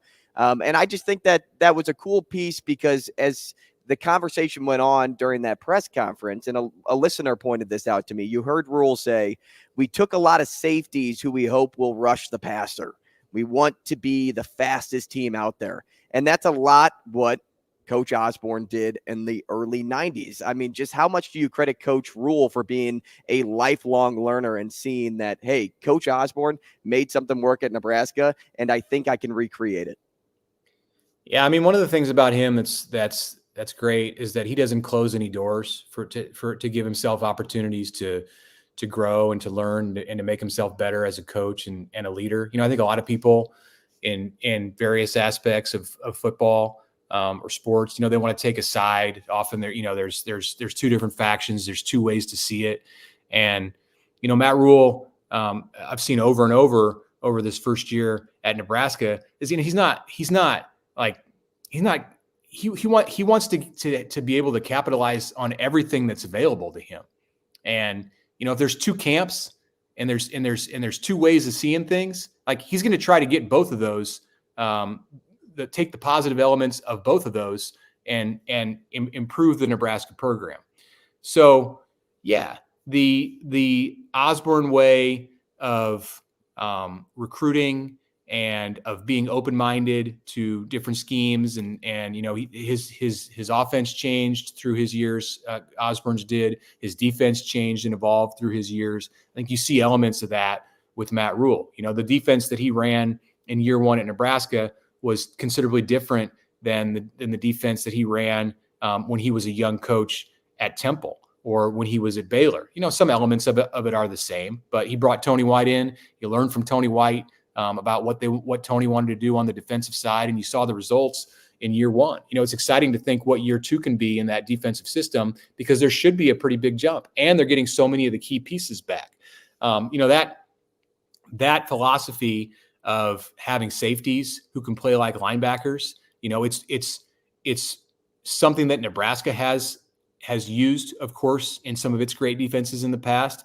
But that's a staple of the Tony White system.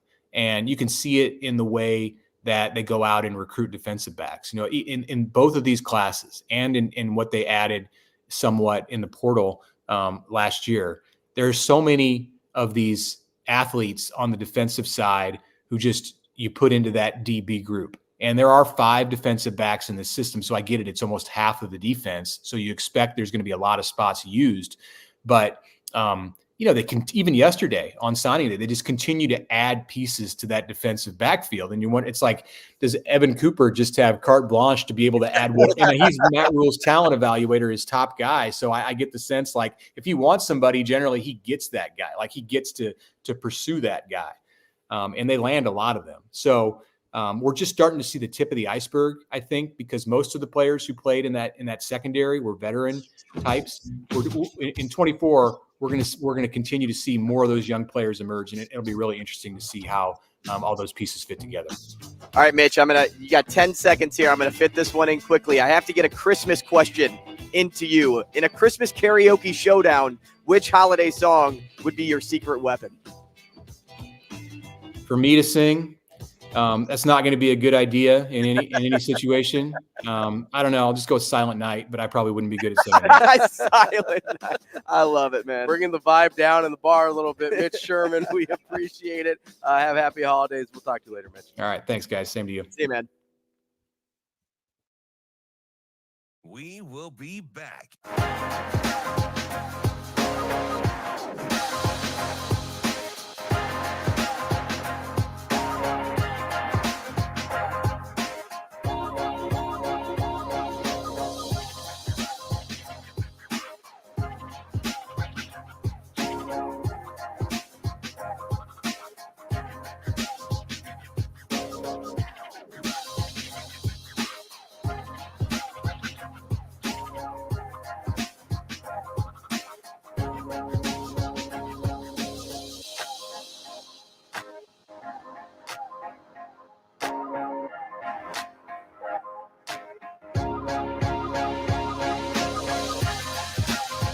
We will be back.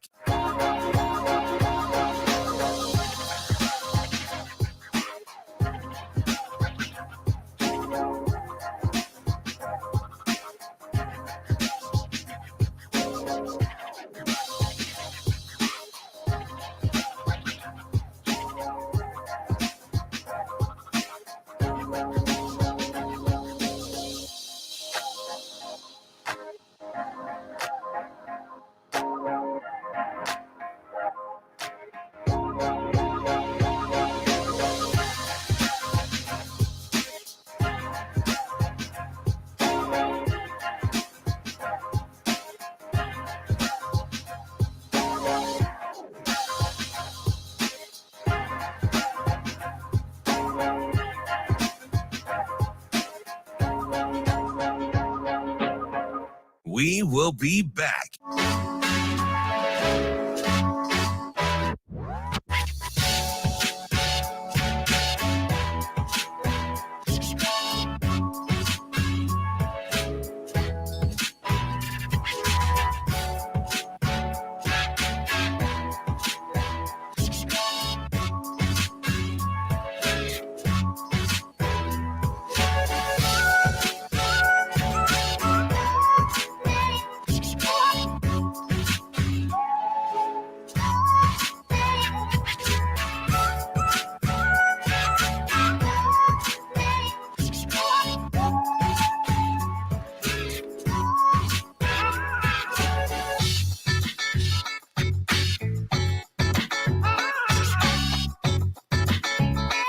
We will be back.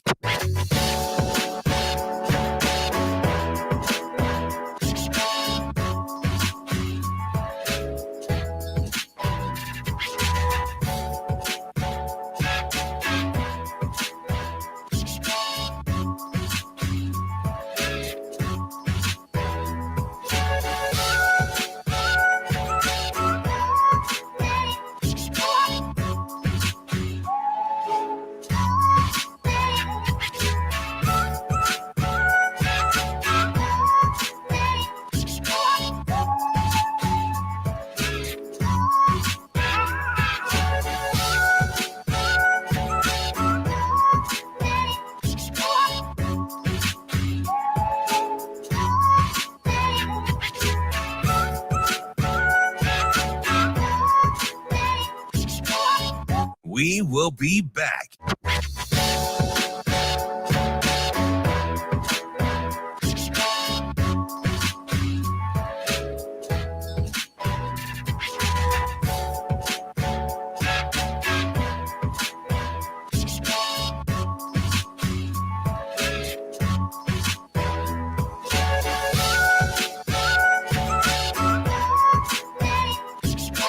We will be back.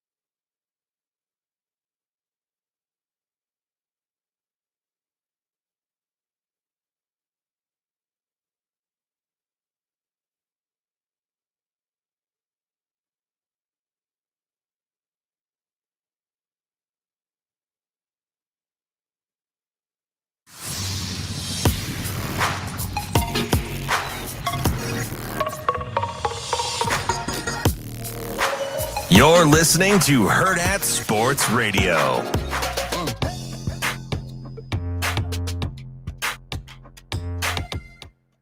Welcome back to Hurrdat Sports Radio. We're halfway through the show here on a Thursday. I'm Ravi Lulla, Andrew Rogers here with me. We're live on AM 590 ESPN Omaha, ESPN Tri-Cities, live from Hurrdat Sports Bar and Grill on the H&H Chevrolet stage. Want to remind you, when you're driving, hands on the wheel, eyes and focus straight ahead.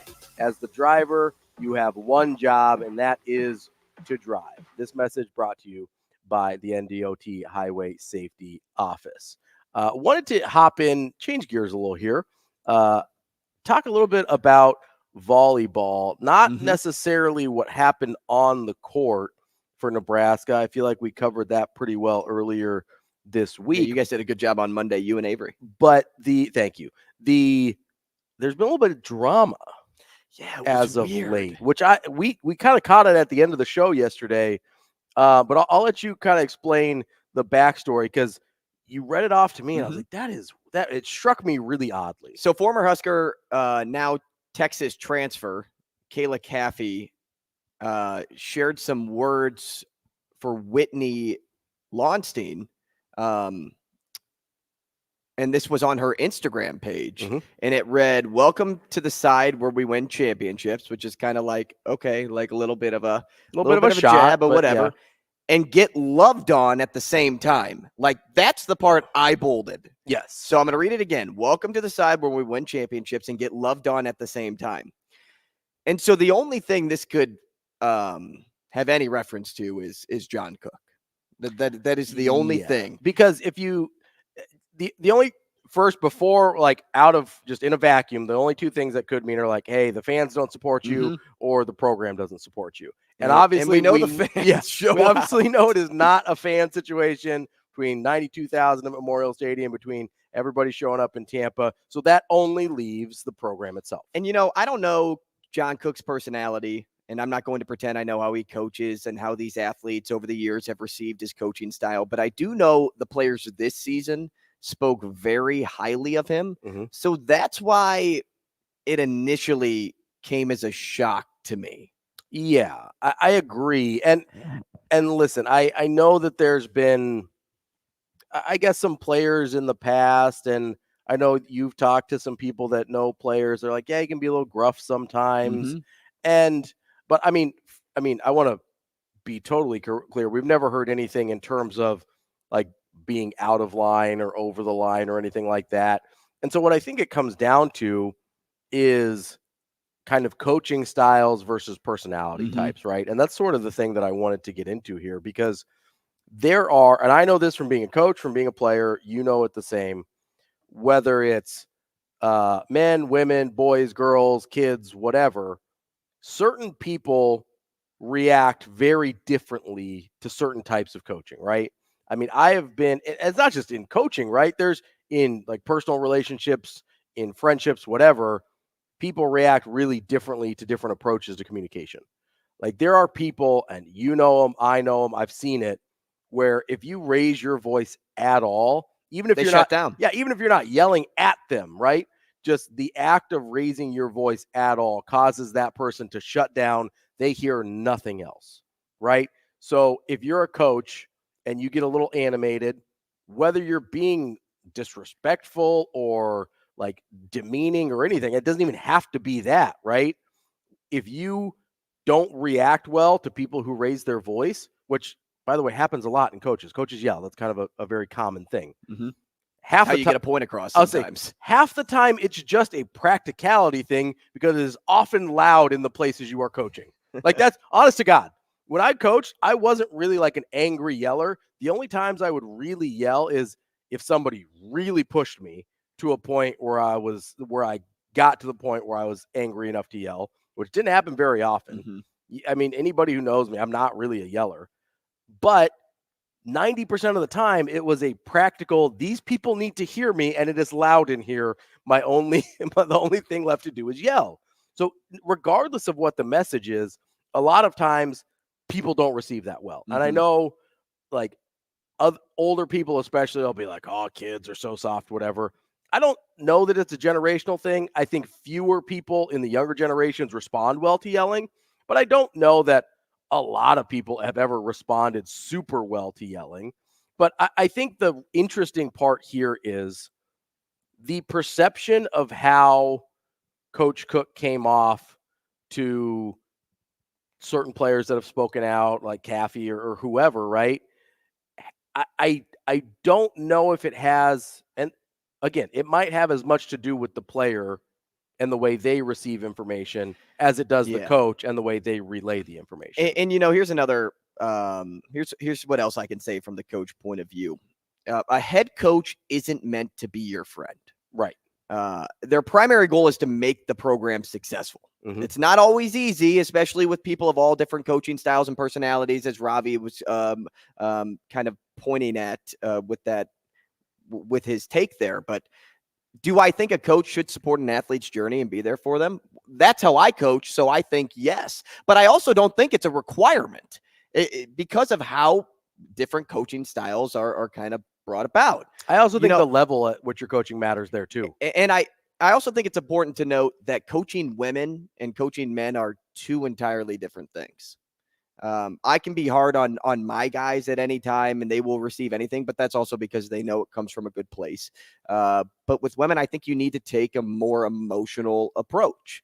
And I've actually heard a lot of other coaches say that before. So it's not just me just making this claim. It's something that I've heard over the years. And when I actually went through a lot of coach trainings, that's something that they said, hey, these things are two different beasts, like tackling this versus tackling that. Look, that can be argued too, because somebody may say it's not. They're actually more similar than you think. But here's why I also think that, you can be harder like with guys versus girls or with women. I was on the women's basketball practice squad at Lindenwood. Okay. The head coach of the team was very, very tough, like a hard nosed, like you said, a gruffy type of guy. Made the ladies run a lot. They were great. They were heavily conditioned, but they were also one of the faster teams in the conference because of it. But at the end of the season, he was fired. Okay. And it was because a lot of players on the team went to the athletic director and shared some complaints. Mind you, this team just won their first ever conference championship as a team that wasn't supposed to win in the tournament. So firing Coach Francis at the time, I thought was like very bizarre and weird. But they wanted to feel the love more, and they just felt like they never got enough of that. And, maybe that's how Caffey felt, and that's why she went about posting this. Maybe Coach Cook was tougher to play for in years before. And, maybe, and I'm stealing this from one of our Hurrdat Sports coworkers that I had a conversation with. Maybe he's just gotten more patient and relaxed later on in life. And, there's a lot of possibilities. But again, what I know about John Cook and who he is today is that he's somebody that this team really respects. Yeah. And you know what? That right now, I think, is the most important thing to focus on, because people change over time if there was a change that needed to be made. Yeah, and I want to go back to a little bit of what you said about kind of the difference between coaching men and women, because I mean, I've never coached women, so I don't have personal experience there. And you know what? I've only coached girls. Yeah. And when I say girls, I mean like sixth grade girls. Yeah, like younger, like youth. So I can't really, connect with the women approach either, but I have played or practiced with a team that played for a tough coach and know some of those stories. And what I think is the key there, whether it's men, whether it's women, is I think, and you kind of touched on it with your Lindenwood story, is feeling the love, right? Whether it's men, whether it's women, whether it's youth, whether it's adults, if you are clear about the fact that you care for your players, which I think Coach Cook is, like, I'm not saying that he's not. I think you can get away with is not the right term, but you have more leeway in terms of your coaching style, right? If you aren't very clear that you care about them as people outside of the sport, then the way you treat them when you coach, you have to be a lot more delicate.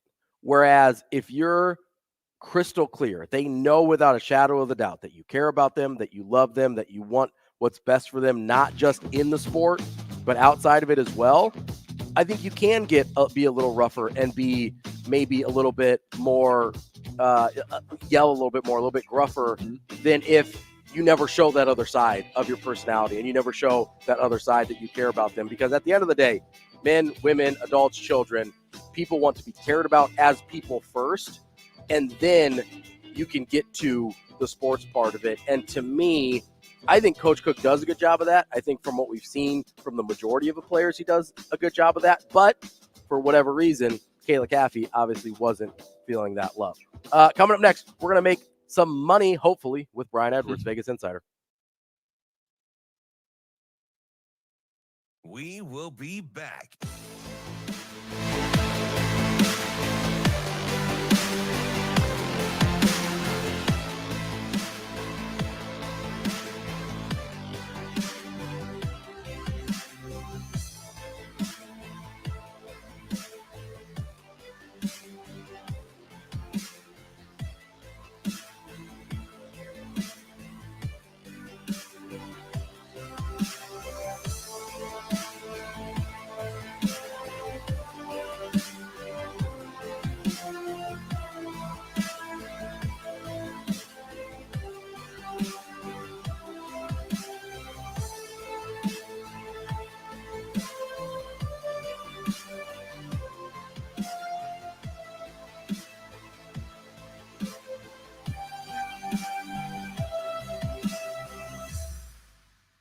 We will be back.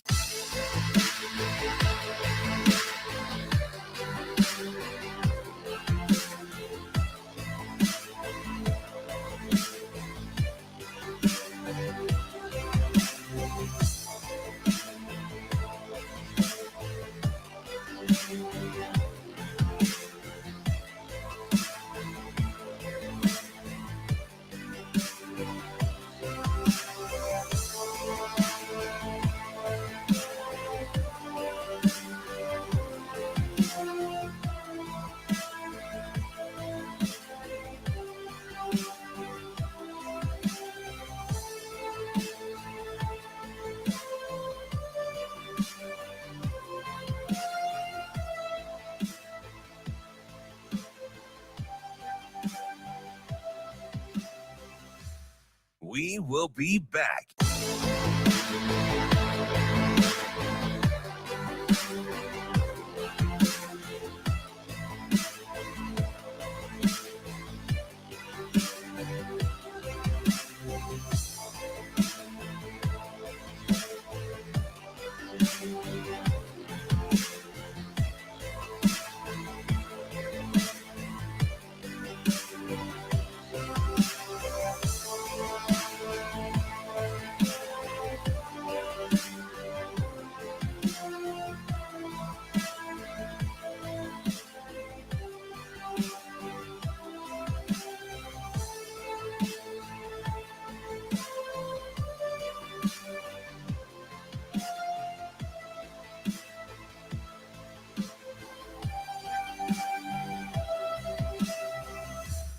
We will be back.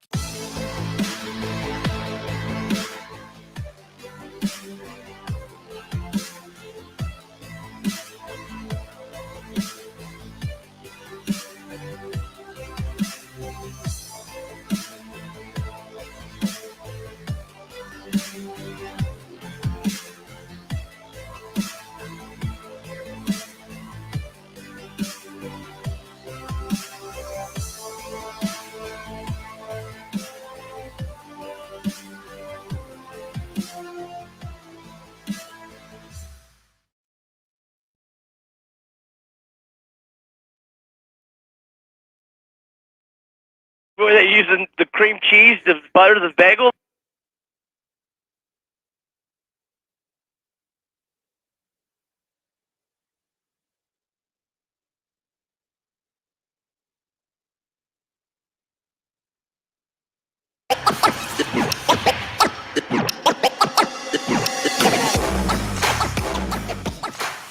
You're listening to Hurrdat Sports Radio. Now, Vegas insider, senior handicapper, and fan of the cold Budweiser bottles, Brian Edwards. It's got to be touchdown, touchdown, touchdown. Brian Edwards. I don't really love it. Brian Edwards. Were they using the cream cheese to butter the bagel? Brian Edwards. I'm going with the cowgirl. Here is Brian Edwards. Wrapping up hour number 2 with our guy, Brian Edwards. B. Edwards, our Vegas insider, trying to make us a little bit of money this weekend. And if you're trying to place some of these bets here in Nebraska, you got to go to the Warhorse Sportsbook, the best place in Nebraska to place your sports bets, whether it's at the casino in Lincoln or at Horseman's Park here in Omaha. Warhorse Sportsbook has you covered. Straight bets, parlays, props, live in-game bets on nearly every major sporting event. Check out warhorsecasino.com/sportsbook or the Warhorse Casino app for the full list of details and house rules. Warhorse Sportsbook, no bets, no glory. Brian, how are you this morning? Oh, I think you're on mute, bud. B, start scrambling. Start scrambling. You got to hit the button. How about now? There we go. There's our guy. B, how are you this morning? Sorry, that happens like 50% of the time, doesn't it? I'm doing well. Happy holidays, Merry Christmas. I don't know, man. I think it's more toward that 60% number. I don't know. You were on a pretty good streak there for a minute. I thought you were doing good, but no, that's all right. You know, you got back in the warm confines of your own home. You're not dealing without the no heat at mom's house anymore, and you got a little too comfy, I think. That's right. That's right. I do have a play on a Thursday night game. Let's tonight. do it. What do we have? Hit me.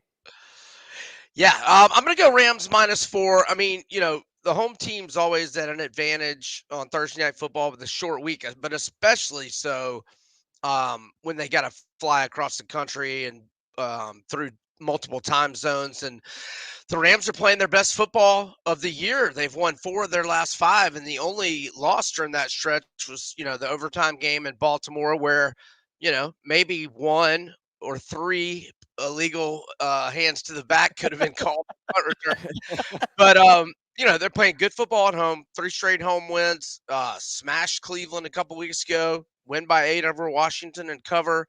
Last week, squeezed in a 37-14 win at Arizona. And New Orleans, look, they had lost 3 in a row. They've got back-to-back wins, but at home to Carolina, 28-6. That was a misleading final. That was 14-6 midway through the 4th. And, you know, They beat the Giants at home, but now they're on the road. I don't trust Derek Carr. I think we've got a big quarterback advantage with Stafford. I'll lay the 4. B, speaking of Baltimore, as you mentioned with that game against the Rams, they've got San Francisco in the biggest marquee matchup in quite a while in the NFL and certainly of the weekend. What are you liking on Monday night in that San Francisco and Baltimore match? I'm liking the over. Now, I know both teams have elite defenses, but they also have elite offenses. Baltimore scored at least 31 in 6 of its last 8 games. The over going 5-3 in that stretch. Their last 4 overs had combined scores of 55, 64, 54, and 68. Ravens number 1 in the NFL in rushing yards, and San Fran has scored at least 30 in 9 of its 14 games. But there was that 3-game stretch where they scored exactly 17 in all 3 when Trent Williams was hurt. Purdy even was a little banged up, or missed most of that. Was it the Cleveland game, or missed some of it? And Debo was hurt. But when they've been fully healthy, like the last 6 games, they've been fully healthy. They've scored 34, 27, 31, 42, 28, and 45. Overs 3-1 in their last 4. And look, 2 elite quarterbacks in McCaffrey and Jackson, and I think we'll get over 47.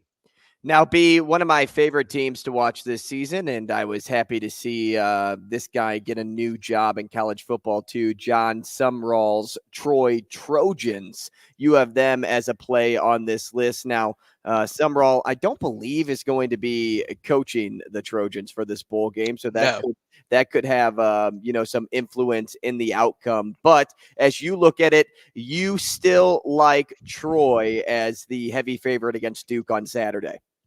Yeah, so it's 7.5, but some of the 7.5s are at -105. So let's buy the hook to the key number of 7. Troy 11-2 straight up, 8-5 ATS. They've won 10 in a row. 9 of those wins by 7 or more. 8 of those wins by 18 or more. And a lot of, almost the entire Sun Belt went bowling. So it's not like they've been beaten 2-10 teams. And Elko left Duke, so it's really a wash with the the coaching changes. But in terms of the personnel hitting the portal and whatnot, it's way more for Duke. I mean, they lost their all ACC defensive tackle, Aeneas Peebles, transferred to Virginia Tech. RJ Oben, who had 5 sacks, has also transferred. Their leading running back Jordan Waters is transferred to NC State. He had 753 rushing yards, 12 touchdowns, 5.3 yards per carry average. The location advantage is Troy playing in its home state in Birmingham. And Troy's won 5 bowl games in a row and covered in 5 in a row. And, they're trying to have back-to-back 12-win seasons and finish in the national rankings back-to-back years. So, again, the coaching changes are a wash. And Troy is pretty much has its team intact, whereas Duke missing a lot of guys. And I like Troy, but let's make sure to buy the 0.5 point to 7. And if you're a teaser or a money line parlay guy, I think Troy fits that bill perfectly for whoever you might want to package it with. We're talking with our Vegas insider, Brian Edwards. B, tonight we've got Syracuse and South Florida. What are you liking in tonight's bowl game? Yeah, so I'm going to go over 55.5. Both teams have terrible defenses. USF has had a pretty good offense, got a pretty good dual threat quarterback in Byram Brown. They've got the former Florida Gator running back Naquan Wright's had a big year. USF 15th in the nation in total offense, and they average 30.8 points per game, but they rank 131 out of 133 FBS teams in total defense. Dead last in pass defense, 124 in scoring D. They give up 34.9. The over 7-2 in USF's last 9 games. Those overs have had combined scores of 62, 70, 109, 70, 91, 74, and 71. And I know that the top two quarterbacks are out for the Cuse, but the last two games they had a Wildcat quarterback, their tight end Dan Villari, and he played pretty good. He can run it well. And look, LaQuint Allen, Syracuse running back over 1,000 yards this year. He should be able to run all over USF. And the Cuses without its best pass rusher as well. Leon Lowry hit the portal. I like it over 55.5 or 56. Let's change gears to the bowl game tomorrow. It's UCF, Georgia Tech. Georgia Tech has some good wins this year. I mean, they beat UNC. They had that weird win against Mario Cristobal's Miami team, and then they even competed against Georgia in that last game. Only lost by, I think it was 8 points, if I remember correctly. So as a dog in this spot, I actually don't hate the play, even though I kind of have some weird sort of love for John Reese Plumlee.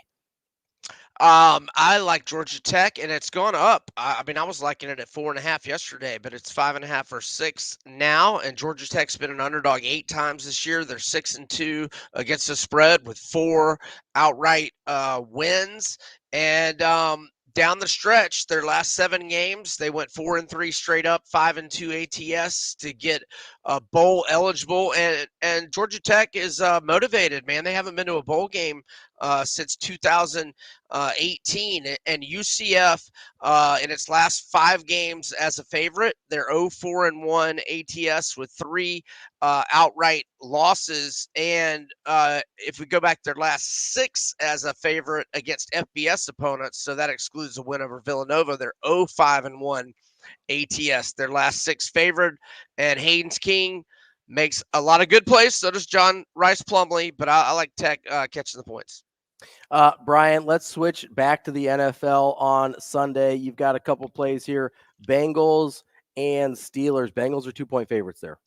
Yeah, I'm just I'll take Jake Browning over Mason Rudolph. And even though Jamar Chase is out, as is ZJ Reader, Bengals are hot, man. They've won 3 in a row, and they are in revenge mode here. They've won 3 in a row since losing at home to Pittsburgh 16-10, and that was Browning's first career start. And since that Pittsburgh winning at Cincy, Pittsburgh has lost 3 in a row, both straight up and against the spread, and they're 1-4 straight up in ATS in their last 5, including embarrassing home losses to Arizona and New England. And Steelers are banged up, man. Cam Hayward, Minka Fitzpatrick, Najee Harris, Pat Freiermuth, they are all questionable. Keanu Neal and DeMonte Casey are out in the secondary. Give me the Bengals.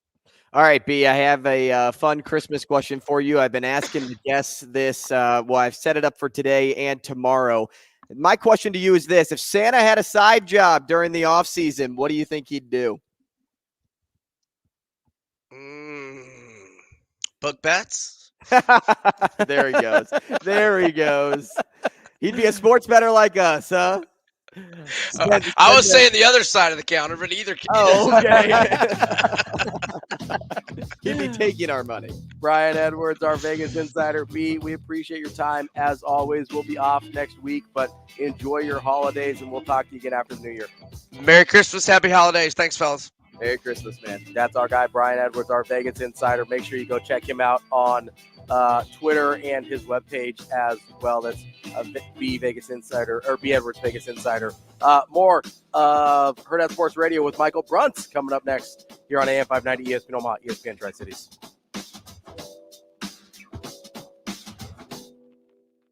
We will be back.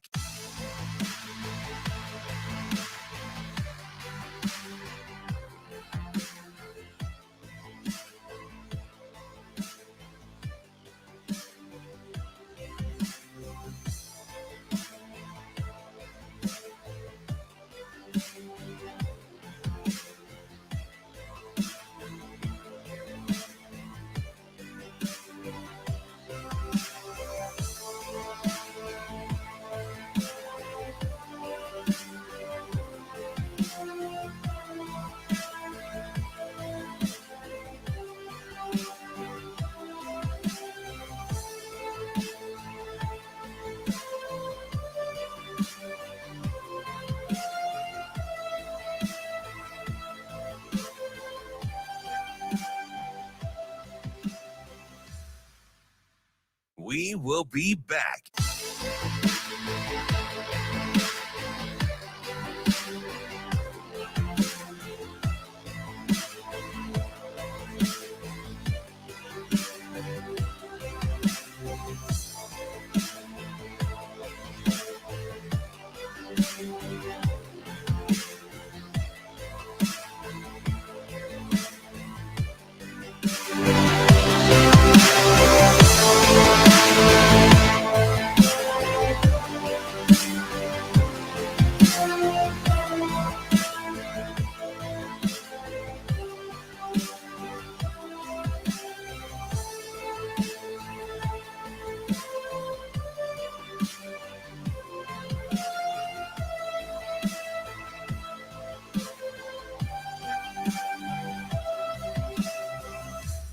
We will be back.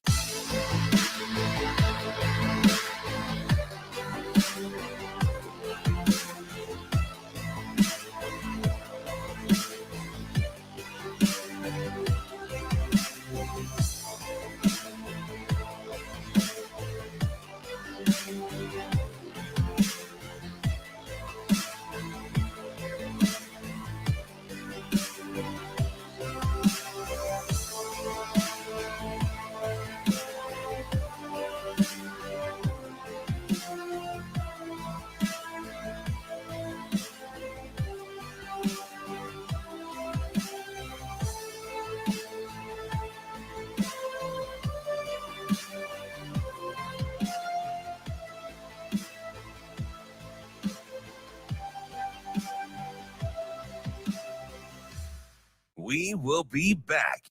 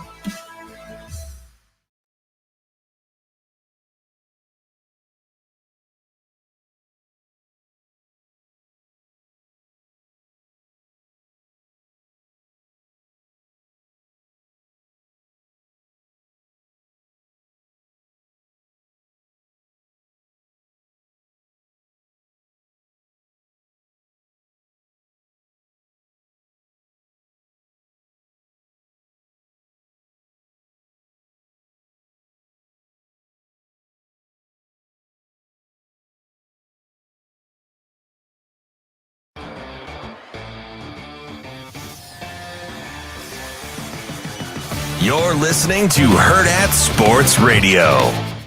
It's not about coming in and scripting for success.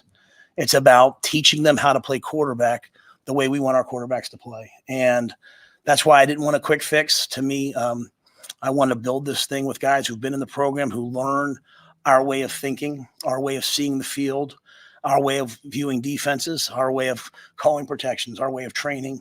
So I think as we move forward, everything will be earned, nothing will be given, but it'll be great competition. It'll be great learning and great development. And we have some pretty special players in that room. Kicking off hour number 3 here on Hurrdat Sports Radio. I'm Ravi Lulla. Andrew Rogers here with me on AM 590, ESPN Omaha, ESPN Tri-Cities, and, of course, for hour number 3, we're on KFOR in Lincoln as well. Also on Twitter, YouTube, and Facebook. Wherever you're listening, we are brought to you by our friends at Pratt Dental. Pratt Dental, located in North Platte, Nebraska. They are certified in the BioClear method and modern smile design, which can correct many aesthetic dilemmas in a permanent and less invasive manner than traditional treatments such as crowns. You can do it in less time, less waiting, fewer appointments. You can get multiple restorations done in the same day. Make sure you check out prattdental.com/bioclear-dental-treatment or go to prattdental.com, PRATT, go to their services and click on the BioClear treatment. Pratt Dental, creating healthy smiles. A guy that's always got a nice, healthy smile for us is our friend Michael Bruntz. from Husker 24/7. Bruntz, what's going on, buddy? Not much. How you guys doing? Good morning, Bruntsy. We are doing pretty well. After the kind of whirlwind, I know signing day can be for those of you in the recruiting website world. How you feeling this morning after Nebraska got obviously Dylan Raiola and then a few key flips as well? Yeah, it's I have to say, just from a purely just worried about me point of view, it was kind of nice that Raiola announced on Monday when he did, because it kind of let everything breathe a little bit. So selfishly, that was okay with me.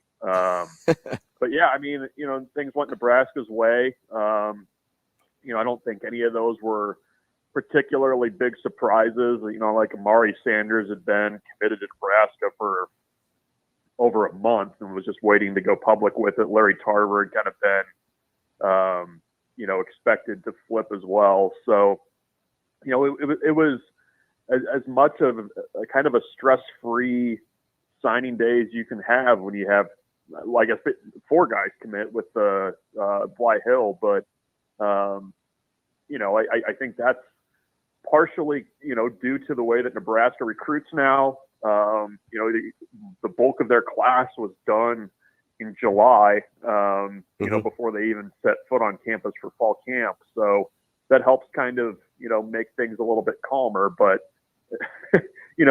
after that little, week hiccup where all of a sudden Dylan Raiola was visiting and, you had some question about what Daniel Kalen was going to do. Everything just kind of, got back to normal and tied up with a nice little bow. Bruntsy, how is Dylan Raiola's move not just a major one nationally for Nebraska's outlook, but also great just for the sport of college football to show that it's okay not to go to we'll call them 5 powerhouse schools if you want to make a name for yourself? Yeah, I think there's been a little bit of a kind of a democratization of the 5 stars with NIL and that kind of thing.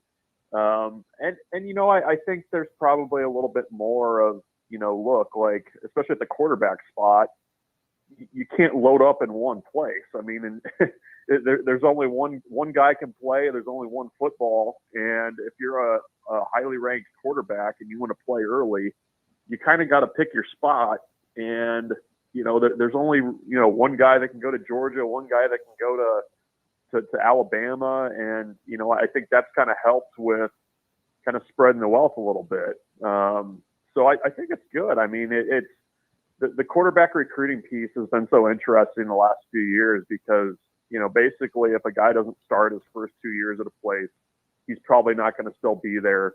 You still saw this year a ton of guys that, started significant games for their teams as freshmen, hit the portal and move on. So it's fascinating. I think, him coming to Nebraska, though, I think, Nebraska's been down for a long time, and that certainly changes the narrative a little bit for what the short-term trajectory can be, I think, for the program. We're talking with Michael Bruntz of Husker 24/7. Bruntz, do you think, you kind of mentioned the democratization of the 5 stars a little bit. Do you think as we continue into the NIL era, the transfer era, and now we sprinkle in the 12-team playoff era, where all of a sudden access to a championship is more available than it's ever been, do you think we will continue to see that trend in that direction? That's a good question. I mean, I think with the playoff, you kind of need to see it play out once to kind of see what that's actually going to look like, at least from the perspective of a recruit, right? Like, it's one thing if a coach says, "Yeah, come to this school, we'll go 9-3, and we'll be in the playoff." You kind of want to see that happen, because otherwise it just kind of sounds like a recruiting pitch right now. But yeah, I mean, I think that'll play into it. I mean, with the NIL stuff, does that eventually go in-house with NCAA changes? I mean, that can very well shift things as well. So, there's not a lot of solid ground right now, I feel like, in college football, and certainly the playoffs a piece of it. I mean, are we going to get a split altogether of football and what that looks like? I mean, there's, it feels like year to year almost. You just can't count on a lot right now being long term in college football. But I think a lot of that stuff does kind of benefit a place like Nebraska, because it does I think play to some advantages that a place like Nebraska has. Bruntsy, let's go back to signing day for a moment. Statewide, who do you predict to have the biggest impact right away for this Nebraska football program, whether it's an immediate need or someone you just expect to be a difference maker early? Who do you predict that is? Yeah. And maybe take Dylan Raiola out of this conversation. Yeah, no, I'm not going to take the layup. I want to drive to the hoop and get some contact here. He wants the and one. He wants the hoop and the harm here. Yeah. Give me the charity stripe extra. Yeah, I don't know. It's interesting. I mean, I'm trying to think of the guys who are going to be on campus in January, because that's such a key piece of being able to play early, I think. And, I think a guy in the class that is going to maybe have something to say for, this season is Ja'Cory Barney. A wide receiver who played wide receiver, played some quarterback. Like he did a little bit of everything. He's just a good football player, a tough football player.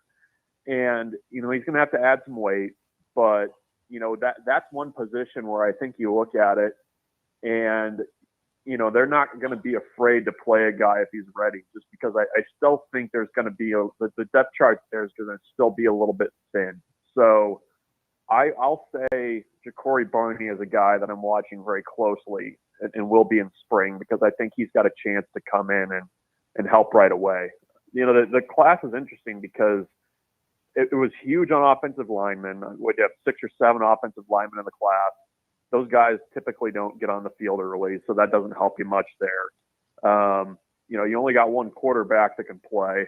And, I just think it's a lot of it's going to kind of be more of a developmental class, even though, Nebraska showed that they're willing to get guys on the field early as freshmen at certain spots. But I would kind of lean Barney at wide receiver. I think he's going to be a guy to watch. Yeah, Barney was a name that stuck out to me as well. And then one other name that I'm curious what your thoughts are, Coach Rhule brought up yesterday. They talked about Carter Nelson being in kind of a San Francisco 49ers role. And I'm sure most people thought Kittle when they thought tight end Carter Nelson. I thought Kyle Juszczyk, because the way they used to use him before Christian McCaffrey came around, he got lined up all over the field, H-back, running back, tight end, out wide sometimes. Like, could you see somebody with that versatile skill set maybe make an impact right away, or because of where he's coming from in terms of level of competition, being an 8-man, which is just, it's a different game. Mm-hmm. Do you think maybe he takes a little longer? That was the only reason that I didn't say him right away, was I think there's going to be a little bit of an adjustment coming from 8-man to 11. And I think he can figure it out. He's a freak athlete. Like there's that's not taking anything away from him. I'm kind of curious to see. He's going to be at the All-American Bowl in a couple of weeks here against, the country's best. And I'm eager to kind of see how he holds up. Because I think he has the skill set and, the way that they can potentially use him on offense and what they've talked about, that's intriguing to me. And that I think sometimes too, if you can carve out a spot for a guy and you can say, this is what your role is going to be, and we want you to do this really well, I think that simplifies things a bit. I think I'd be a little bit more ready to say, like, he's a day one contributor if he were coming in the spring. Because I think that just kind of puts you behind a little bit. He's going to have to put on some weight, I think, to kind of do what they want him to. But I think in terms of just offensive pieces, he was by far the biggest get. Whether that's H-back, running back, tight end, wide receiver, wherever. I'm eager to see what they kind of do with him, because it's funny that the Raiola signing kind of overshadowed everything, but I mean, that was a real elbows out recruiting win that Nebraska had there. I mean, I think it probably gets lost because he's an in-state kid and had been committed for so long, but they really did a good job of getting that one over the finish line. Yeah, I mean, he finished the year number 43 according to your 24/7 sports rankings in the country. So that's a pretty good number there, getting a top 50 guy. I'm curious what you think, because Coach Rhule talking about the defensive backs and all the defensive backs that they've brought into the room, because they brought a ton of tight ends in, they brought a ton of offensive linemen in, they also brought a ton of defensive backs. Out of this group, do you look at any of those guys and say, hey, that's a day one contributor? And also, do you look at any of those guys as obvious examples of people that might get put into maybe linebacker positions or edge rusher positions the way that Coach Rhule was talking about? Yeah, no, of the guys, I mean, I think they're a little thin still on true corners. I could see Mario Buford, potentially getting in the conversation early on. He's going to be an early enrollee, played at a really high level in Texas for his time down there. I think, if you've been around his brother at all, there's a maturity there that you don't often see in young college kids, which I think helps too. So I think he's a guy that you could see on the field sooner than later. In terms of guys that could kind of grow into linebackers, I mean, a Braylon Prude, I mean, I know that we list him as a safety, but I think he eventually lands at linebacker. He's, 6'3", 6'4", and can run. I know he had just an absolutely horrific injury his senior year, but Rex Guthrie is probably going to slide into that Isaac Gifford role by the time everything's said and done as a rover, maybe a smaller linebacker. He's just a prolific tackler, had over 120 tackles as a junior out in Colorado. He'll be on campus early rehabbing from a dislocated ankle and a broken bone in his leg. Like, it was pretty bad. So that'll sort itself out. I think, they need a lot of defensive backs. They're trying to increase competition in that group. And the way they recruit guys, I mean, it's a guy could end up as a safety. Maybe he's a corner. I mean, you saw what they did with, Malcolm Hartzog, moving him back and forth. And they've had guys in the past like Quentin Newsom that have kind of done that if needed. So I think it sorts itself out. I think they're also just kind of trying to find guys who have a ton of upside. I mean, Amari Sanders is another guy who hasn't played a ton of football, could be a corner, maybe a safety at some point, but just a rangy guy that can run. I mean, that's what the staff looks for is traits and attributes in that secondary, and I think they got a lot of those types of guys. Bruntz, you mentioned the linebacker position. What was your reaction to the Eric Fields news yesterday? I mean, that's a player I thought had tremendous athletic ability and definitely was one of the more intriguing commits of the 2023 class. Did that update come as a complete surprise to you as well? We had kind of been hearing that was not trending well in terms of him staying on campus. He hadn't really dressed out for any games early in the year. I was going back and looking through what we'd written about him in fall camp, and I think there was a lot of excitement about him, but you didn't hear him mentioned as the year went on, and that's never usually a good sign. And he went home. He's not in the transfer portal. And I mean, you guys remember last year on National Signing Day, Matt Rhule singled him out and basically said, like, you're going to know who Eric Fields is. And I think he's a tremendously talented defensive player. It just, for whatever reason, didn't mesh with him in Lincoln. And, maybe that's, I don't know if there's, stuff going on there, what happened, but yeah, I mean, I think he was a guy that was the staff viewed as a very, very high upside guy and somebody that, eventually would have been, that Isaac Gifford type role or, maybe growing into a little bit bigger linebacker. So, I think there's a little bit of disappointment over there in North Stadium that didn't work out because I think they felt like they got a guy that was very, very under the radar. We're talking with Michael Bruntz of Husker 24/7. Speaking of under the radar, Bruntz, are there any kind of sleepers from this 2024 class that you're low-key pretty excited about?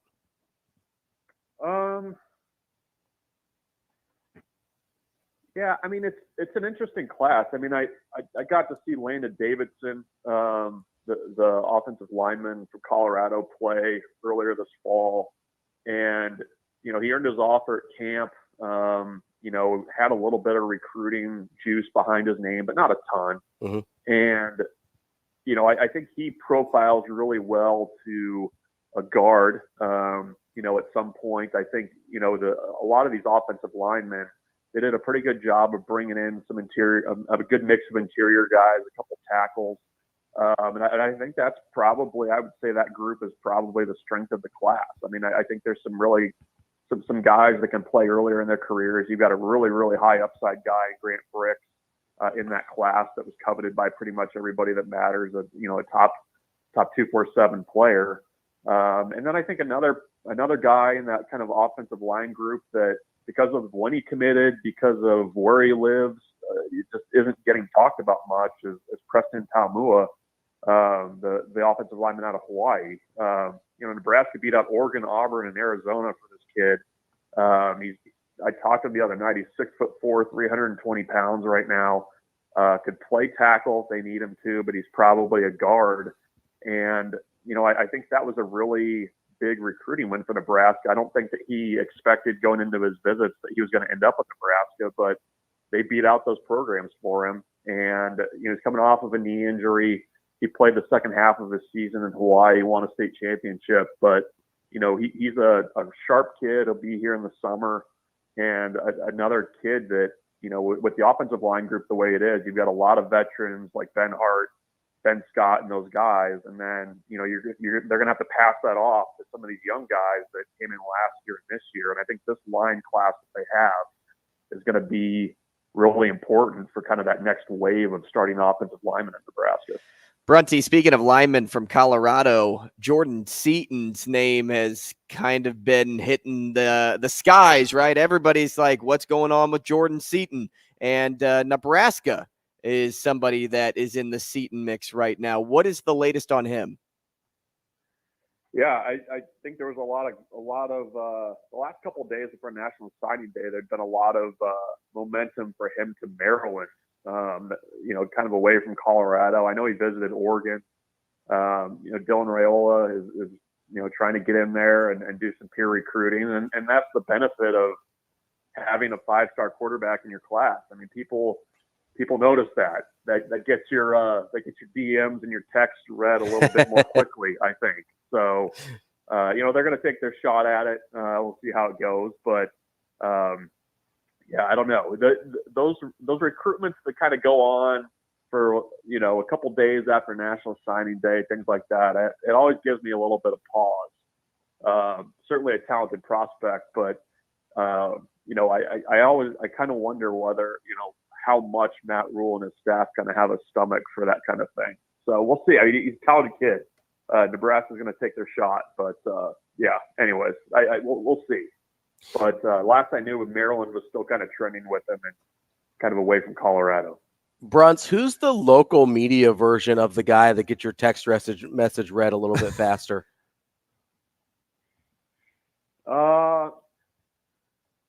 That text me that I take a look at. Yeah, after. Let's say, if, no offense to Danny Kaelin, if Danny Kaelin texts you, you look at it, maybe you respond if you think about it. But if Dylan Raiola texts you, you're like, oh, okay. Who's the Dylan Raiola of you get the text from local media and you're like, all right, let's do this?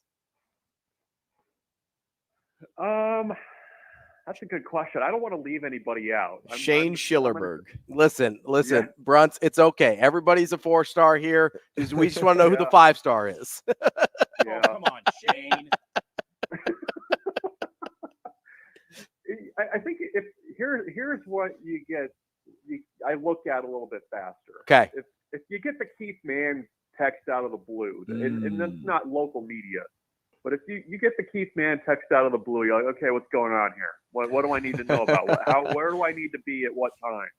That's when I usually my ears perk up a little bit. So that's what I'll go with. I'll go right down the middle. The Keith Mann text. It's not. You can't pick the or.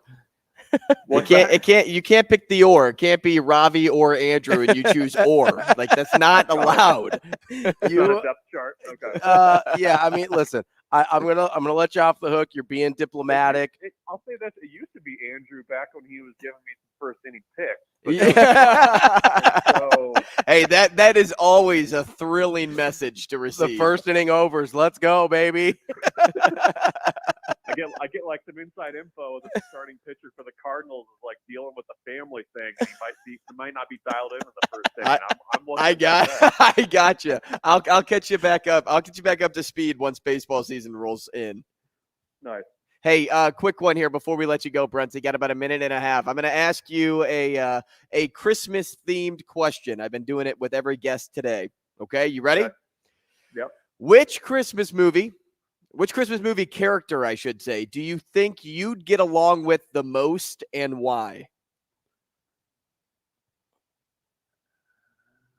Let's see here. I would say Clark Griswold. I knew it. I knew it. The older I've gotten, the more I've come to understand and appreciate his viewpoint on life. So I would say Clark Griswold. I knew he was going to go that direction. I'm like, man, Bruntz seems like a Clark Griswold guy. Yeah. I think I've begun to appreciate that more. So I would say Clark Griswold probably. Although we've never done like the huge like hosting thing because I can't be part of that. But your bonus check wasn't a year-long membership to the Jelly of the Month Club. Yeah. Bruntz, we appreciate it. We'll be off next week, so we won't get a chance to talk to you. But happy holidays, and we will talk to you in the new year. You too, guys. Take care. Have a good one. All right? See you, man. That's Michael Bruntz from Husker 24/7. Appreciate Bruntsy and his willingness to let us be a little goofy there as we wrap up his segment. Coming up next, we're going to get to Hurrdat Hot Seat as we wrap up the show, the last half hour here on AM 590 ESPN Omaha, ESPN Tri-Cities, and KFOR in Lincoln.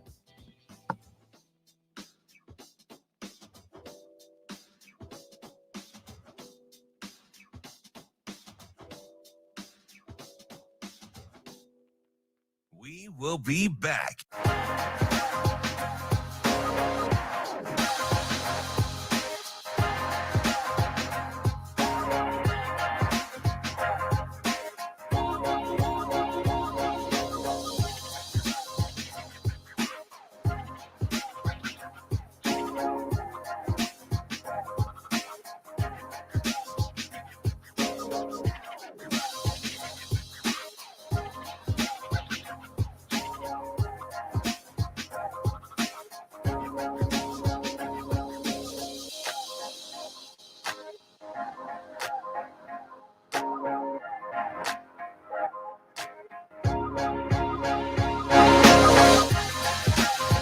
We will be back.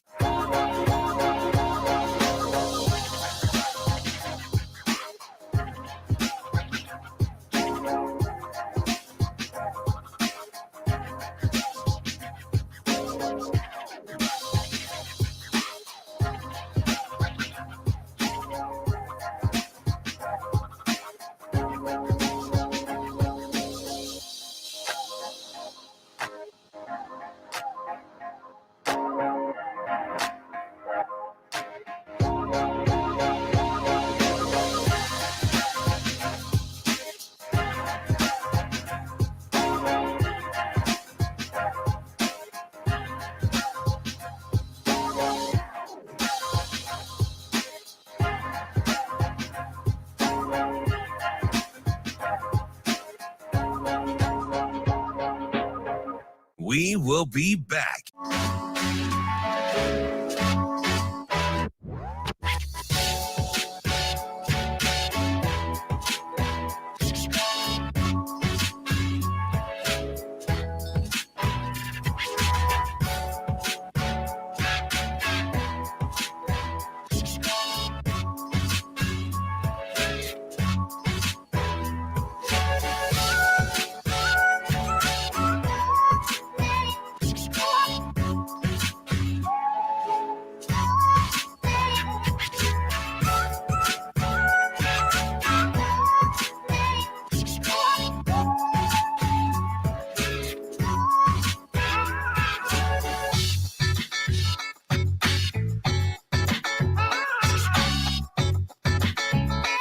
We will be back.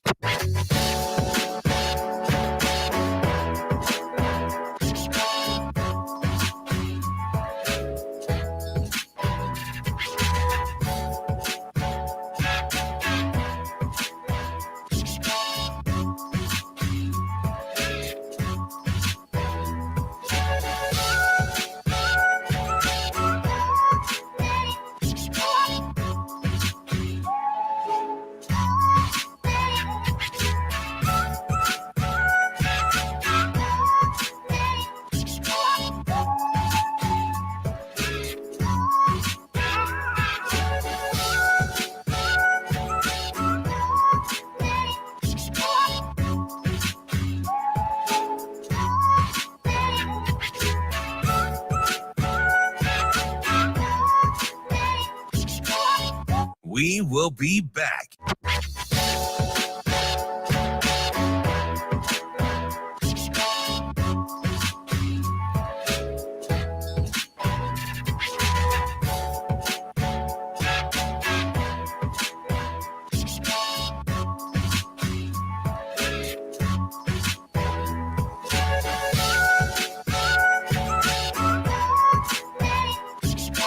We will be back.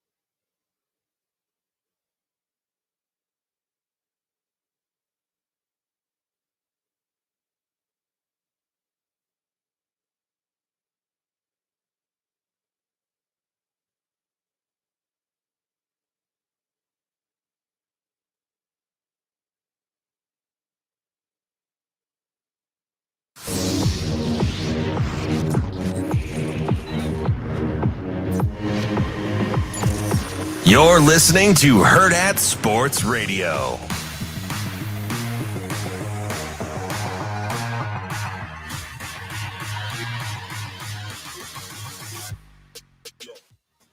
Welcome back into Hurrdat Sports Radio here on a Thursday.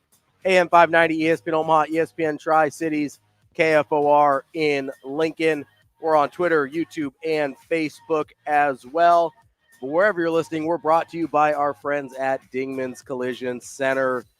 Dingman's has been family-owned and operated in Omaha for over 25 years, and they've been voted first place best of Omaha for over 18 years running. They've got 4 great Omaha area locations. They can work on whatever make and model you've got because they've got the latest technology. They stay up to date because they invest in it. They also invest in the community.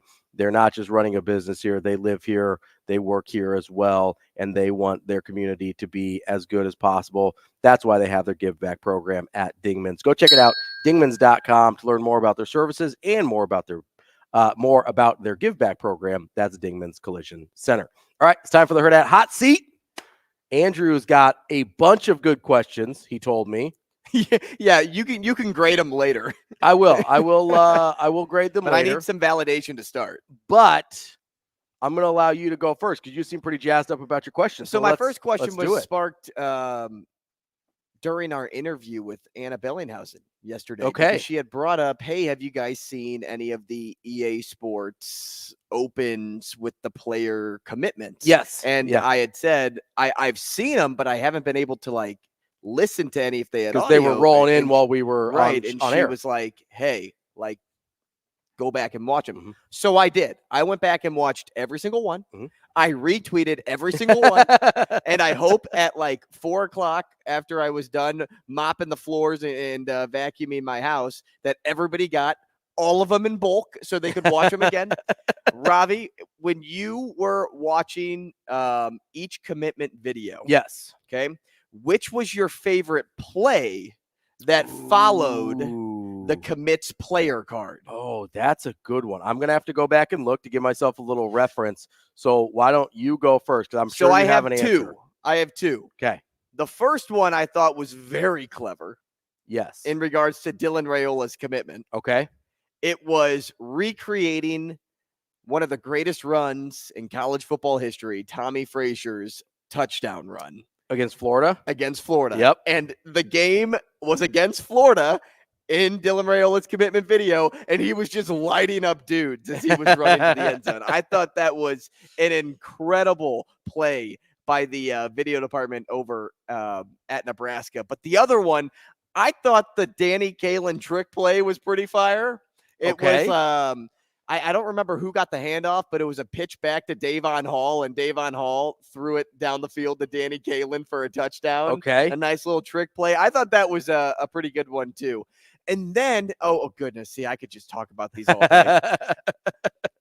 You know, you probably like watched Grant Bricks's and some other offensive linemen that committed in their videos and thought, what can you like really do with an offensive lineman?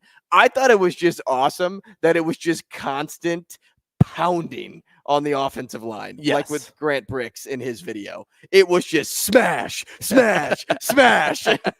So, man, I tip my cap to those over at the Husker football video department because they outdid themselves. So my favorite one, and I couldn't remember who it was, so I had to find it. But it's actually a walk-on because they did these not just for the scholarship guys, they did them for the walk-ons as well. It was, hold on, let me find it again. I lost it. I tried to find it.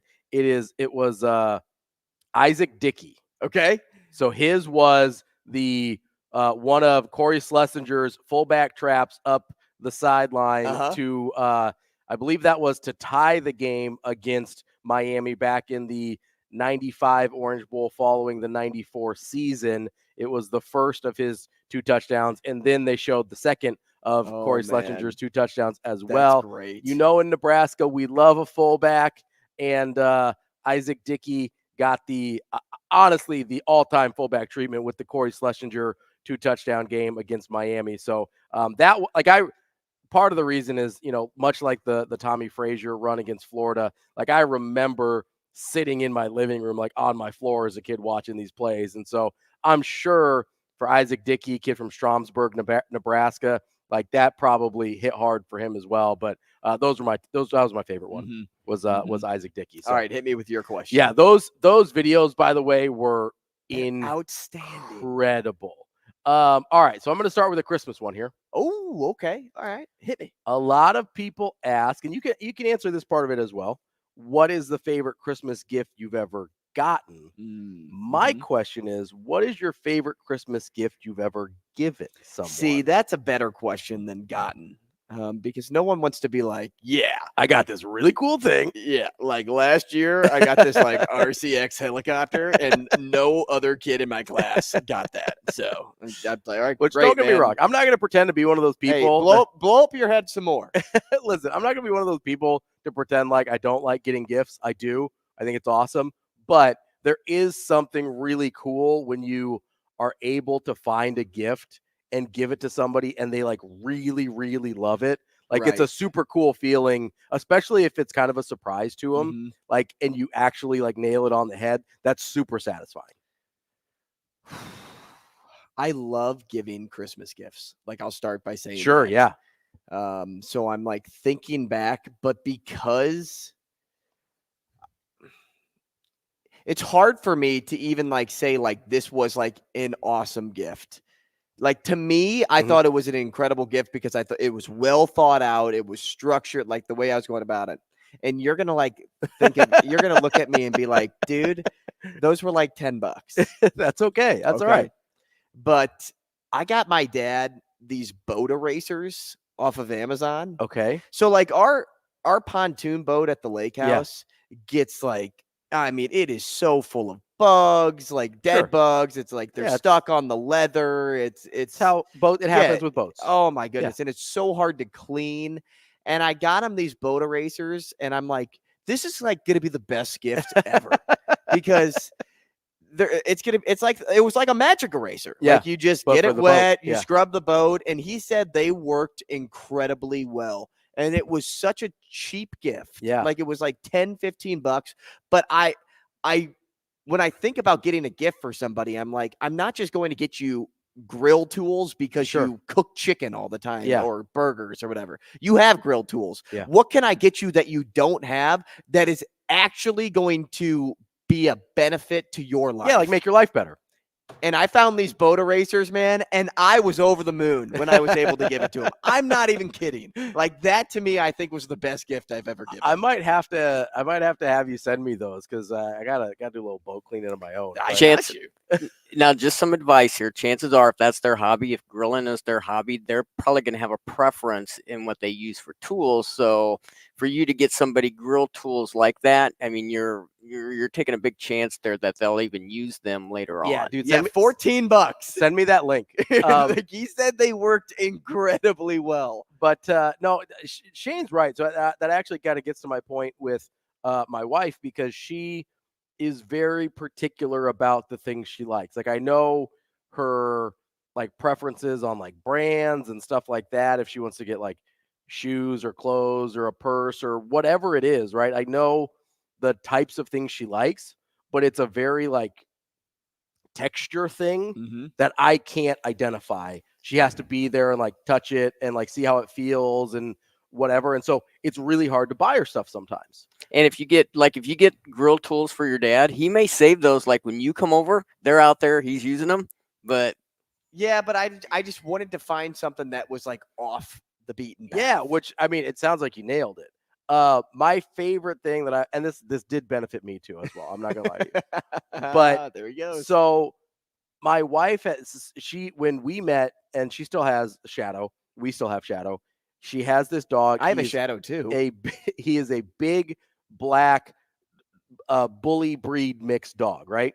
And like he's like a Labrador and maybe like a Cane Corso or something. He's just a big black. Careful how you finish that sentence. Dog. He is a great dog and like super snuggly. All he wants to do is cuddle, and she's obsessed with his dog. I am too now. And so for as long as I've known her, because she got him when he was full grown, she's like, I would love to have gotten Shadow as a puppy. And she's like, if you ever find basically a clone of Shadow, make sure you get him. And so the rescue where I got Tally, who I talked about a couple weeks ago, and Raggy, who we still have, who is named after Ravi's favorite basketball player. Ethan Raggy, Lumberjack, baby. He was at CHI last night. I was so excited. This rescue had. I named my dog after you. I told him that on the air once, and he didn't file a restraining order. I was pumped. But I found this dog at the rescue, and he is a clone of Shadow. And so I was like, hey, babe, we have to go to Walt Hill, Nebraska this morning. She's like, what do you mean? I showed her a picture of the dog, and she lost her mind. Great. And I love Doug to death, so it does benefit me too. Right. But that's the happiest I've ever seen anyone after getting him a gift.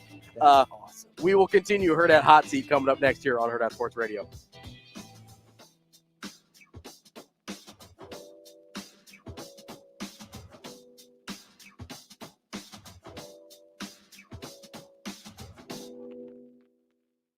We will be back.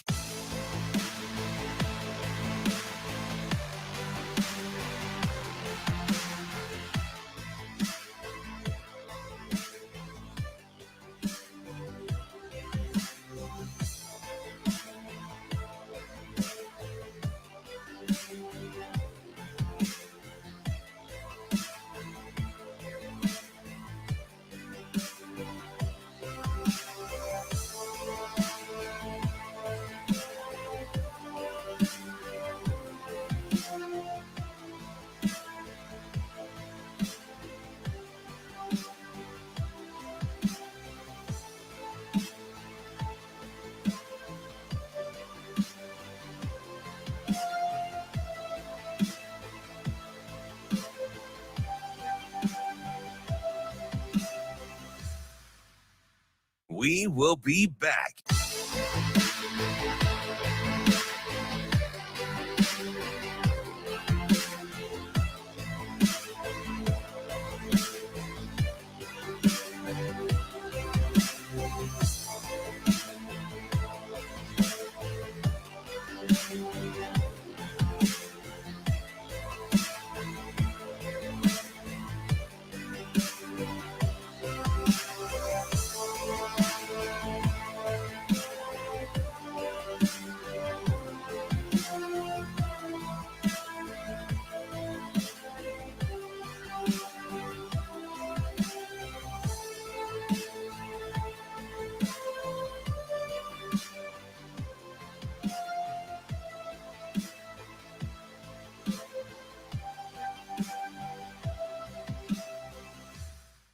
We will be back.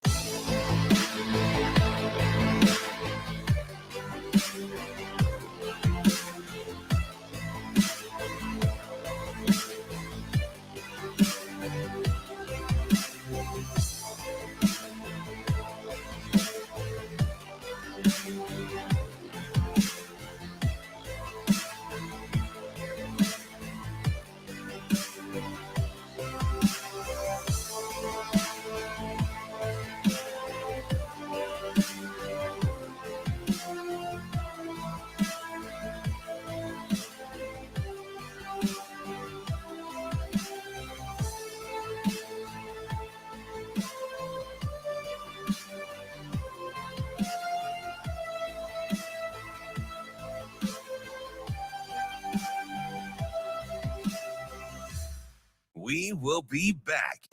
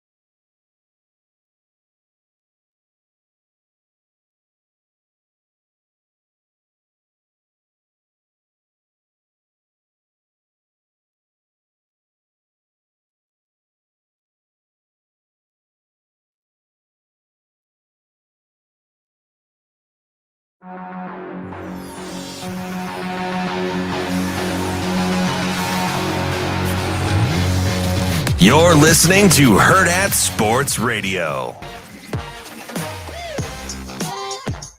Wrapping up the show here on a Thursday on Hurrdat Sports Radio. I'm Ravi Lulla. Andrew Rogers here with me. We're live at the Hurrdat Sports Bar and Grill on H&H Chevrolet Stage, live on AM 590 ESPN Omaha, ESPN Tri-Cities, and KFOR in Lincoln.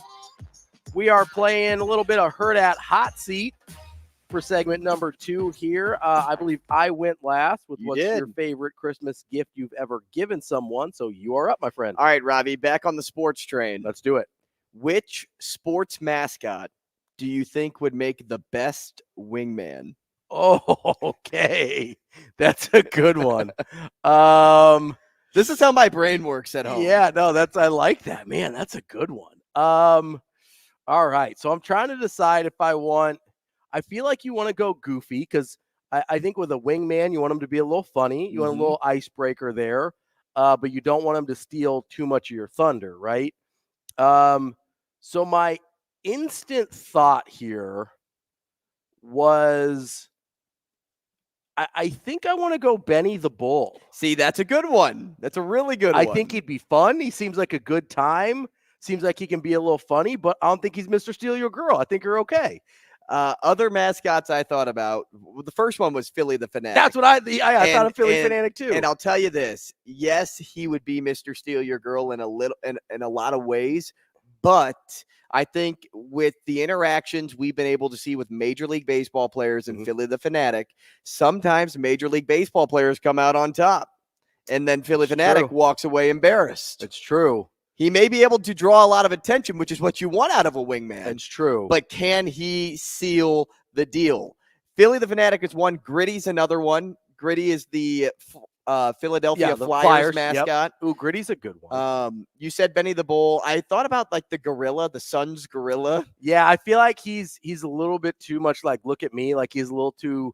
I think he wants to be the guy, not the wingman. Fair enough. So I worry about the gorilla a little bit. The Colts mascot, Blue. Oh, Blue would be a great one. He's a good one. Fredbird is the Cardinals one, which I'm familiar with most. He's very friendly, so I could see that one too. I'd probably lean Philly the Fanatic, though, just because he's the most popular. Sure. He'll draw the most attention. I just wonder if he wants to be too much the center of attention. That might backfire on you. But see, that could be good too, though, because if he wants all the attention, he may lose the attention of the one that you want to end It's up true. with. It's so true. then you sit down next to, say, your now wife and be like, can you believe this guy? And then like start a good conversation. Would you go with the chicken?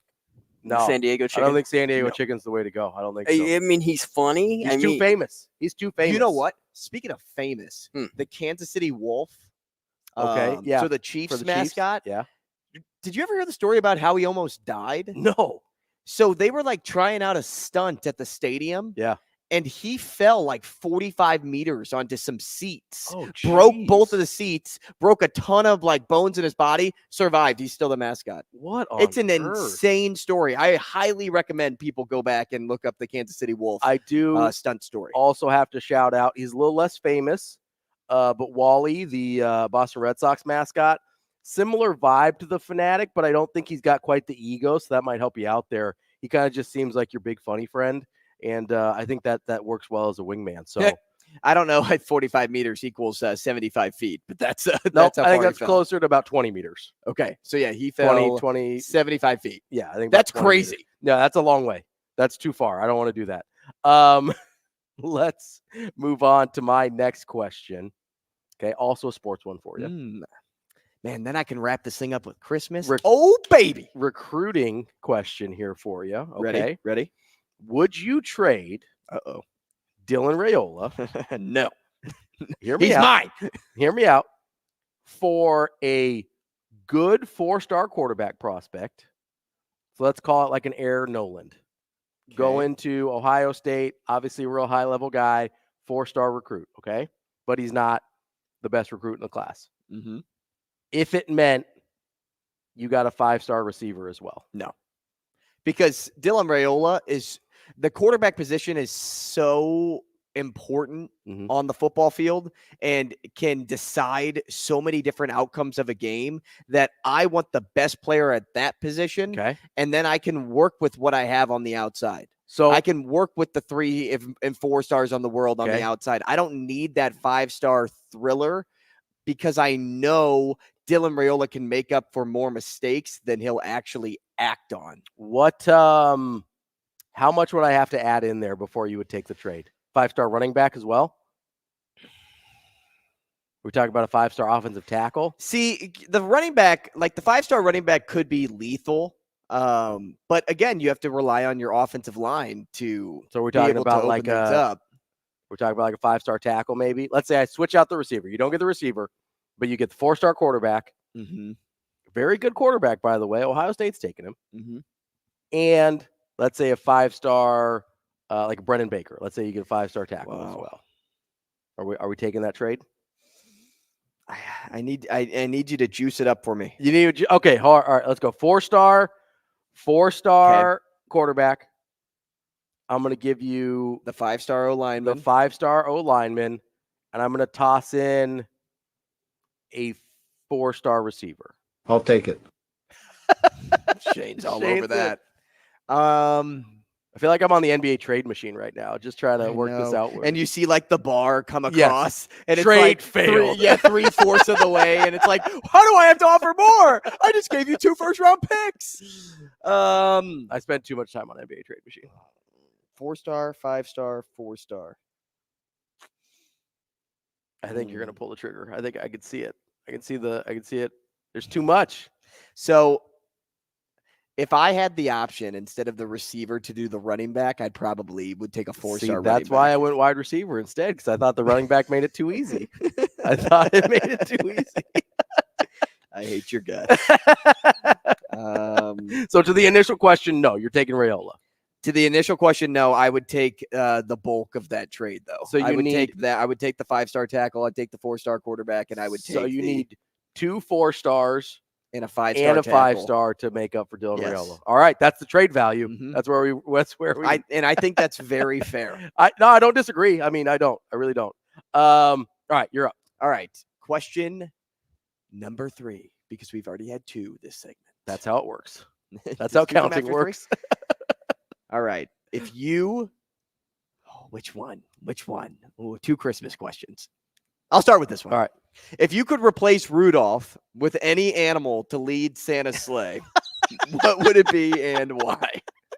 My initial thought, just on pure comedy, was a rhinoceros. Yeah, all right. I just want to see him like charging. You can like see like his head, and he's got the like he's still got a prominent nose. It's a little different than the red-nosed reindeer, but the horn's very prominent there for my guy the rhino. I don't know why. I think I'm imagining like the scene in Elf where he's like trying to get off the ground in New York, and just imagining a rhino in New York, like going front. Yeah. I don't know why. It's just really funny to me. I love the first thought. See, I would want to make it a very inconvenient animal, like a chihuahua, like either a chihuahua or a giraffe, like no in between. He's like, he's got the harness way up on his neck. He's like, come on, guys. It's like when you're trying to move furniture with somebody that's like a foot taller than you, and you're like carrying a couch, and so you're trying to like up here, and that's like at their level. Yeah, and you're like going up like a case of stairs, and you're like, I'm on the wrong end for this. Dude, like I think a giraffe would be hysterical. A giraffe would be really funny. I just imagine like the old like Taco Bell Chihuahua. Feliz Navidad.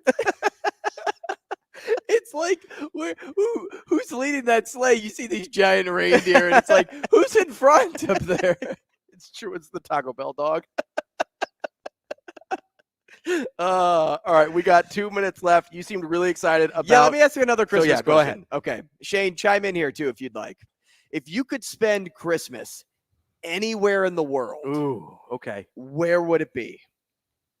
So for me, and I don't actually remember where it is. I think it's in Washington State. They have these like Christmas villages. Yeah, they do.